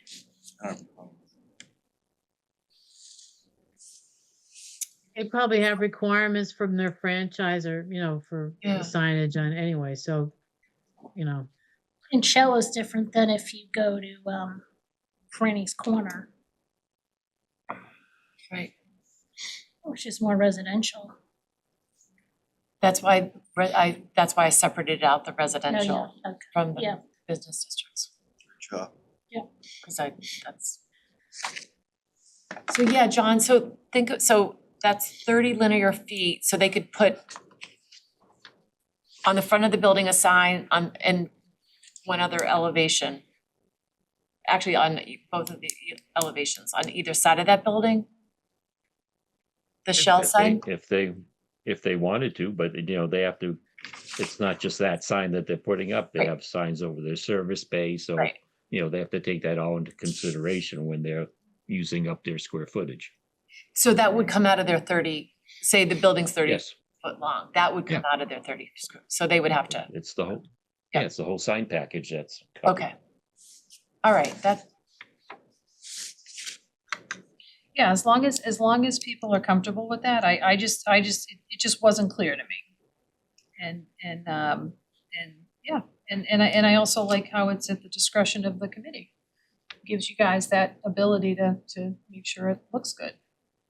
and John, maybe a question, because when I was talking to Larry, one of the things he said is, how do you handle, you know, sort of oversight on this, or, you know, just, well, some of the gas stations, they are told that they're allowed a certain amount of, you know, signs in certain locations, everything gets agreed to, and then all of a sudden, all these other additional signs. So how is, that's something that we'll need to enforcement. talk about maybe is enforcement. Yeah, And, cause Larry was like, how does it get enforced? Because they put up whatever, sometimes the gas stations will just put up whatever they want. They sort of feel like they're at a, yeah. They've absolutely done that. And this is specifically, just to clarify, fuel service stations as opposed to just service stations. It's, you have to Fuel. sell fuel, not just like, Are there any? well, like the down by Bar Milton Food service, Mart. yeah.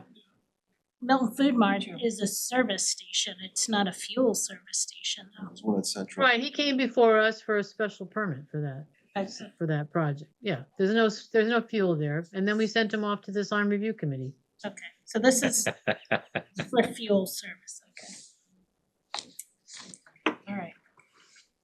And then he covered his building with lots of other signs. There you go. There you That's what I So said. John, have you ever had to Class enforce it? development. And No, we're not enforcers. Yeah. No, it doesn't fall under us. so to your question, what, We have a new great building inspector and we have an enforcement officer, and we're gonna let them, you know, Liz is gonna have conversations with them, you know. but he could levy a fine if he had to? Yep, that's how. Warnings would be I think there'll be a process, you know, give a warning, give a, you know, because unfortunately, we've had a lapse in our building department and coverage, and they've been overextended, so I don't give any fault. And Michael White's amazing, he's doing a great job. So he's gonna have to play catch up on all the stuff that's gone up just since Joe Prondak left. You know, it's really interesting how things can start to happen. So I think the staff will work, you know, nicely together and try to figure out a way. But going forward, yeah, I think we should have maybe a process when you know, maybe the sign review committee can alert Liz, you know, this is not what we agreed to when, you know, we see things, but maybe there's some sort of reporting. Well, we did that already with the nails Yeah, company, nail business. Yeah, I mean, it's like anything, it probably needs to be followed up on, because I know the conversation I had was somebody was sent out to, you know, have a discussion about the fact that it's, you know, that the sign wasn't allowed. And on page 16, there's a pretty, you know, clear, enforcement section in this, so with the fines, you know, spelled out, so it should be. Again, that has to be equally Consistent, yeah. consistent, That's that's what my I, yeah, other problem. so everyone should Yeah. note letters notified. And on page 17, there's first, there's a typo. First sentence. Just a run on stability, What page? 17. Yeah, Cream stuff. yeah, that needs a space, And it just needs a space. yeah. Oh, stability. Could we go back to fuel service stations for a moment, and I apologize. Yeah. I just put something John said, and I still don't think that the language is capturing it. So fuel service stations are gonna be allowed, all of the other signs that a business would be allowed, and if it is, as Esther's saying, if they've got 30 linear feet of a facade, there's, 30 square feet of a sign that they'd be allowed. So they're gonna get, but then I thought I heard John say, yeah, the 24 square feet comes out of that, Yes. which would then, okay, so they're not getting 30 square feet of signage based on their facade plus a 24 square foot freestanding sign. Yes. Yeah, the one primary freestanding sign can be 12 feet tall, and the logo at the top can be 24 square feet. Then on the building, it's whatever the computation is for the building square footage is separate and additional. So they could have 54 square feet. Correct. That's, Okay, so it is addition to. If you think Yes. about it, that's 10 by 5, that's not a lot, considering a gas station. But then out of that 30 that's on the building, we back out the service station signs and the inspection signs? Or that's additional to the 30? I would think anything that's state mandated would be additional to the 30. Correct. Statement, okay. Yeah, cause almost like a traffic sort of, like a safety, traffic, whatever. Like you wouldn't, it's not like they're trying to sell you something, it's more of a, it's more to do with safety, public safety. Is that kind of the idea behind that, why it doesn't come out of their total? Yeah, because that's a certain size sign that they need to have, and so it's not like they can make it smaller to save on square footage. That's the sign that they're required to have. but if they wanted signage on like the canopy over top and like put the Shell logo, that would come out of the 30? Yes. Because that's what the Shell station did. They did all the Right. tables and they calculated everything and they. Okay. Okay, thank you. But Does that read like that, just going Carolyn? back to, I'm sorry, John. I'm sorry? So I was just asking if that just going reads like back that. Oh, I'm sorry, John, go ahead. I just Go ahead. wanted to make sure that we were understanding is here. that somebody could potentially get 54 square feet of signage. I just wanted to be clear about that, so that's all. So Carolyn will put that language to. Right. Yeah, just going back to, I guess, I don't know if it's a state mandated sign or not, but the lottery signs. Those are all, I would call that an LED digital display. I would too. I don't see how you prohibit those. I think you can. But they're not state mandated. Are they? So like the 7-Eleven on Randolph Ave, that's got the sign in their window. is here. Oh. Sorry, move, move. I'm trying to look it up on my phone and something popped up. So are they allowed to have that sign there? I think they're required to. Are They're they? selling lottery tickets. I think you're selling lottery tickets, you need to put that in the window. Yeah. Really, with the, like with the, whatever, $1 million or? Town Yep, gets, town the gets some, sign that you, there's money from the Back lottery. from it, yep. Town gets, Alright, so maybe we can't, yeah, maybe that's under those state required signs then. I didn't know that were. Trying to think if I've ever been into a store that sells lottery that doesn't have that sign out front. Like what about the maybe not Keno. what about roosters? I mean, Well, you know what, they've some just of them- changed to the LED, that I think we're now seeing that and noticing them because now they're, Yeah, but are they required? I wonder if the state mandates you have to put that sign in that window and light that up. That's a pretty bold move of the state to sell lottery tickets to get us all addicted, but that's a different story. No, I wonder if that's Carolyn, do you enforceable. have lottery signs in your windows in Hingham? I don't think I've ever I seen know that, I know you're required to have a sign. I don't know that they have to be neon or illuminated, however. And I was trying to look it up too, and I haven't come across an answer just yet. Well, they'd have to get shut off anyway, wouldn't they? During our hours, which I don't think they actually get shut off. As long as it doesn't set a precedent for another business to say, hey, I want my flashing open sign, because this guy's got his flashing lottery sign. That would be my problem with it. So if it is mandated by the state, we should write something in the bylaw that states, that's only there because it's mandated, but We do have something that other says businesses cannot that have that. those are exempt if it's a state. Okay. Yeah, there is language in there, especially like something for the town as well. And, yeah.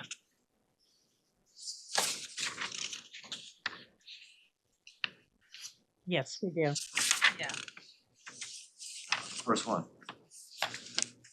For Yeah. exemptions. Yeah, the federal, state, or local government. Turns a question of, yeah, do they mandate that? I'd be surprised if they mandate that sign, that specific blinking sign. Signs containing an official announcement. Get your scratch tickets here. Right? Gin on sale. Yeah, maybe we'll research that and. Yeah, I have come up that they do require their lottery agents to display authorized materials to promote the lottery games, but I haven't come up with whether or not that includes like an illuminated Keno sign yet. Okay. But if it's required, it's exempt under the bylaw. Exactly. Alright, Yeah, they have a whole CMR on State Lottery Commission. Yeah. Probably buried in there someplace. Do you always have somebody who lived in Milton who worked on the lottery commission? Maybe we should. Yeah, we do. Yeah, I thought somebody's here. All right. I think that was everything. Carolyn, thank you again, just for, and John and everybody who's been working on this. Do we want just to have Carolyn to send out a final just draft? There's a tentative date to go before the warrant committee on this bylaw, which is March 9th. So anyone who wants to join me, we had talked about, I don't know, Carolyn, if you would want to be there for that, or, we could talk to Liz, we'll work through Liz, who may or may not be there. It's gonna be on Zoom as well, so you could attend on Zoom, and it's at 7:00 before the warrant committee, but it would be great if you could be there, but if you have another, I was gonna say, I will actually be away with my daughter at that week, Okay. so I could. She would not be happy if I hopped on a Zoom. no, understood. No, this is great, you've gotten us into, We don't typically have town council go to warrant committee meetings. no, Actually. yeah, it's not necessary, but she's just been so good with some of these questions but Liz will be there, and anyone else from the board, just let Liz know if you can make it that night, so we can post a meeting if it's more than, two of us, so. Do you want me to just send them a message to say that I've reviewed it? That would be great, Kathleen, just so, yes, you can, send it to Jay Funling. Okay. I think Larry Johnson, who's a warrant committee member, who's also on the sign review committee, is on this call as well. So he's also just taken some notes and he'll be reporting back to the warrant committee, so he can also convey it, but that would be great. Because that will be a question, it's important that you've had a chance to review it, Kathleen. Yeah. I'll send them a note. Okay. Do they meet at A 7? positive one. Sorry. Does the warrant meet at 7? It's at 7:00.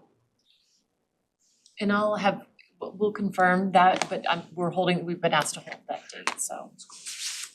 They were supposed to meet on the 23rd and there was a huge snowstorm and so a lot of things got canceled and pushed out a little bit, so.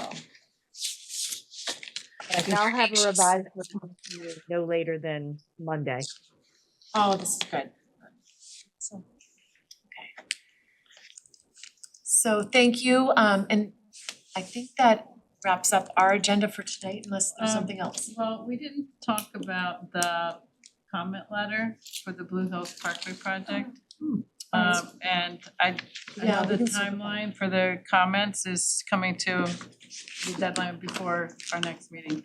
So So we can talk about that real quick. Yeah. And we'll just say thank you and good night, Carolyn, appreciate it. You don't need to stay Thank on you. for. Thank you. Good night. And thank you, Thank Kathleen, yes, Kathleen. And John. and Thank you, John Carolyn. Thank you, John. and Larry. Thank you. Okay. Yeah, I thought that was a really good letter. I know Cheryl sent some comments. which Liz picked up, so. I mean, some of it, I guess, now that we saw the presentation, we see that it's on their radar, but I don't think it hurts to reinforce it, so. And I think it shows that our interest, even to DCR, that we submit a letter, so I would like to submit it, and Yeah. I don't think even if there's more that might want to say, I don't think there's anything. There'll be other opportunities. I think it's important to demonstrate at this time period, our support. So I'd make a motion to submit this letter. And I think if you're fine with it, Meredith, to have Liz be the signatory on the letter on our behalf. Yes. Does it get into the figure 8 intersection or just the parkway? She said Brook Didn't she Road. ask I us thought to she said support Brook. that as well? This is not studying that, so that's why, That's fine, I'm just wondering. did we? She had mentioned something about if we wanna get You that made a addressed. comment about, the configuration comment between about it. confluence between Brook Road and the bridge to the north. It's not part of the study area, but very important. It was included in Liz's letter. Yeah, I included that comment from Cheryl. Right. So yeah, it does address that, but it is outside of this area as far as alright. as far as I understand. For these improvements. Just good to let them know that it's on our radar. Mm-hmm. Yeah, Yeah, I'll definitely. second. Oh, a second. All right, all in favor? Aye. With that, I would entertain a motion to adjourn. So moved. Second. All in favor? Aye. Thank you all.